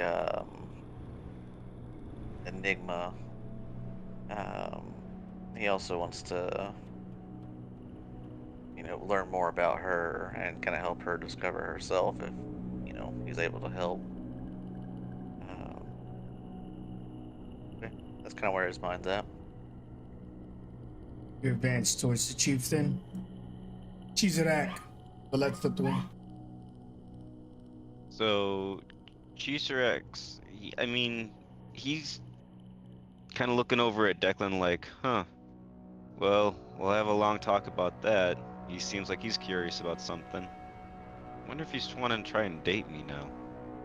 But then his attention kind of turns over to Kaishin as he just kind of sees how off and how unlike Kaishin he normally is, and is just really kind of looking with concern at him right now, and just really hoping that whatever he's working through, he can manage.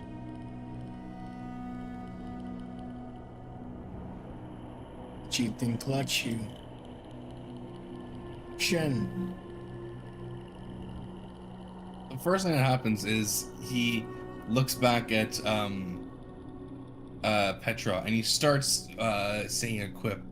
He starts going, "Oh, and if you only fit in with the misfits, I guess that makes you a fit in with the miss." And as soon as he locks, like he sees Petra, he shuts himself up. It's almost like he sees her and flashbacks of the other woman, and he can't look at her in the eye, and he just looks over and goes, "Well, sure, yeah, maybe you're not the misfit."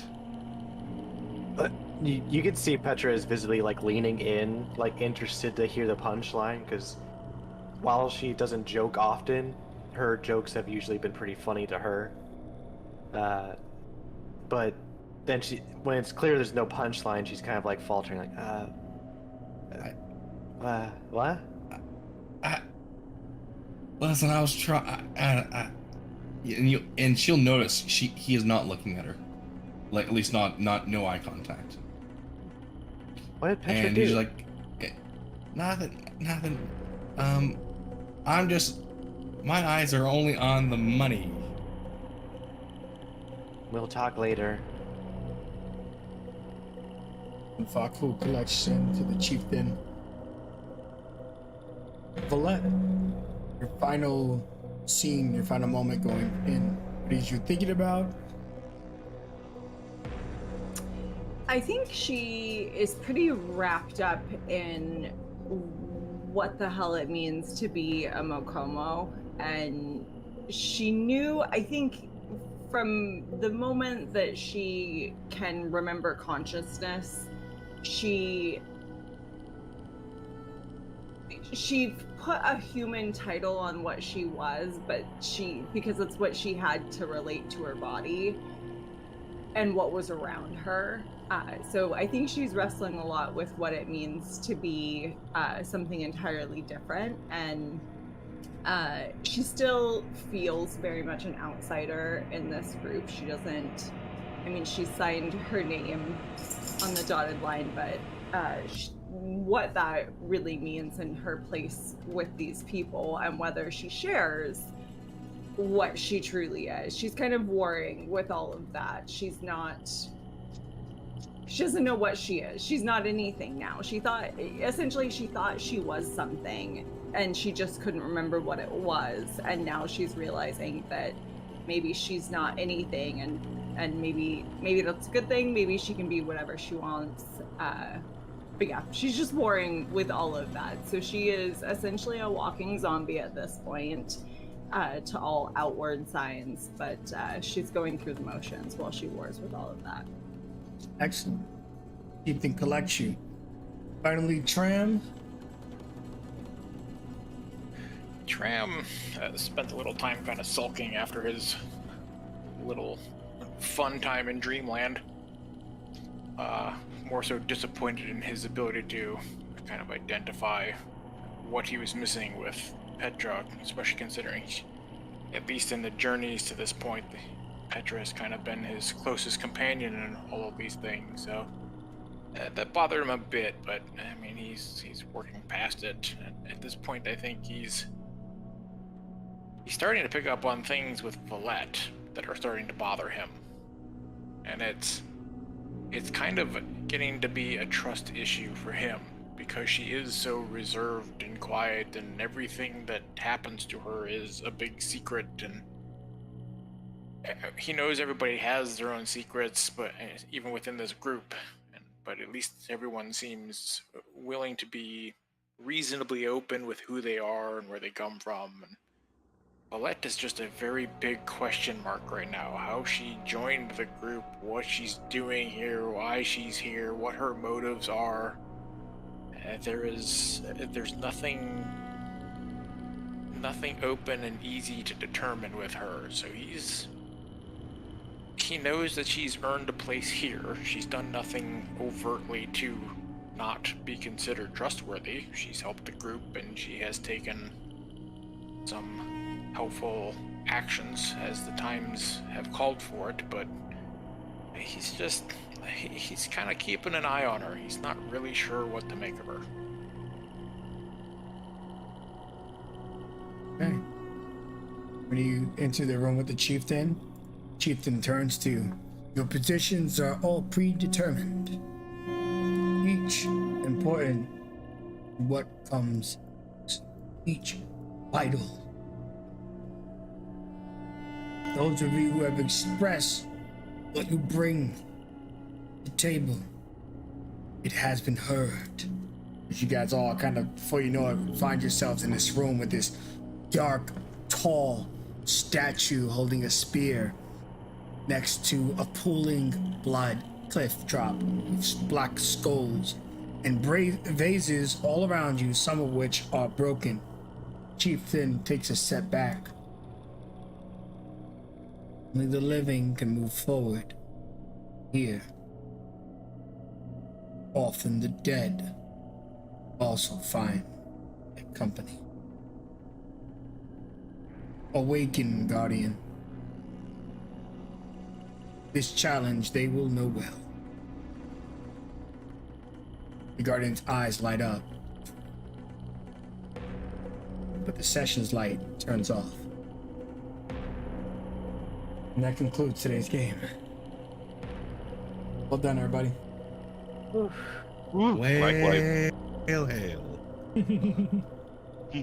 Alright, everybody say good night to the stream. Good night. Good night. Good night. See y'all later. Wait, Falcon. and I would never take this trial. I'm out. Yeah.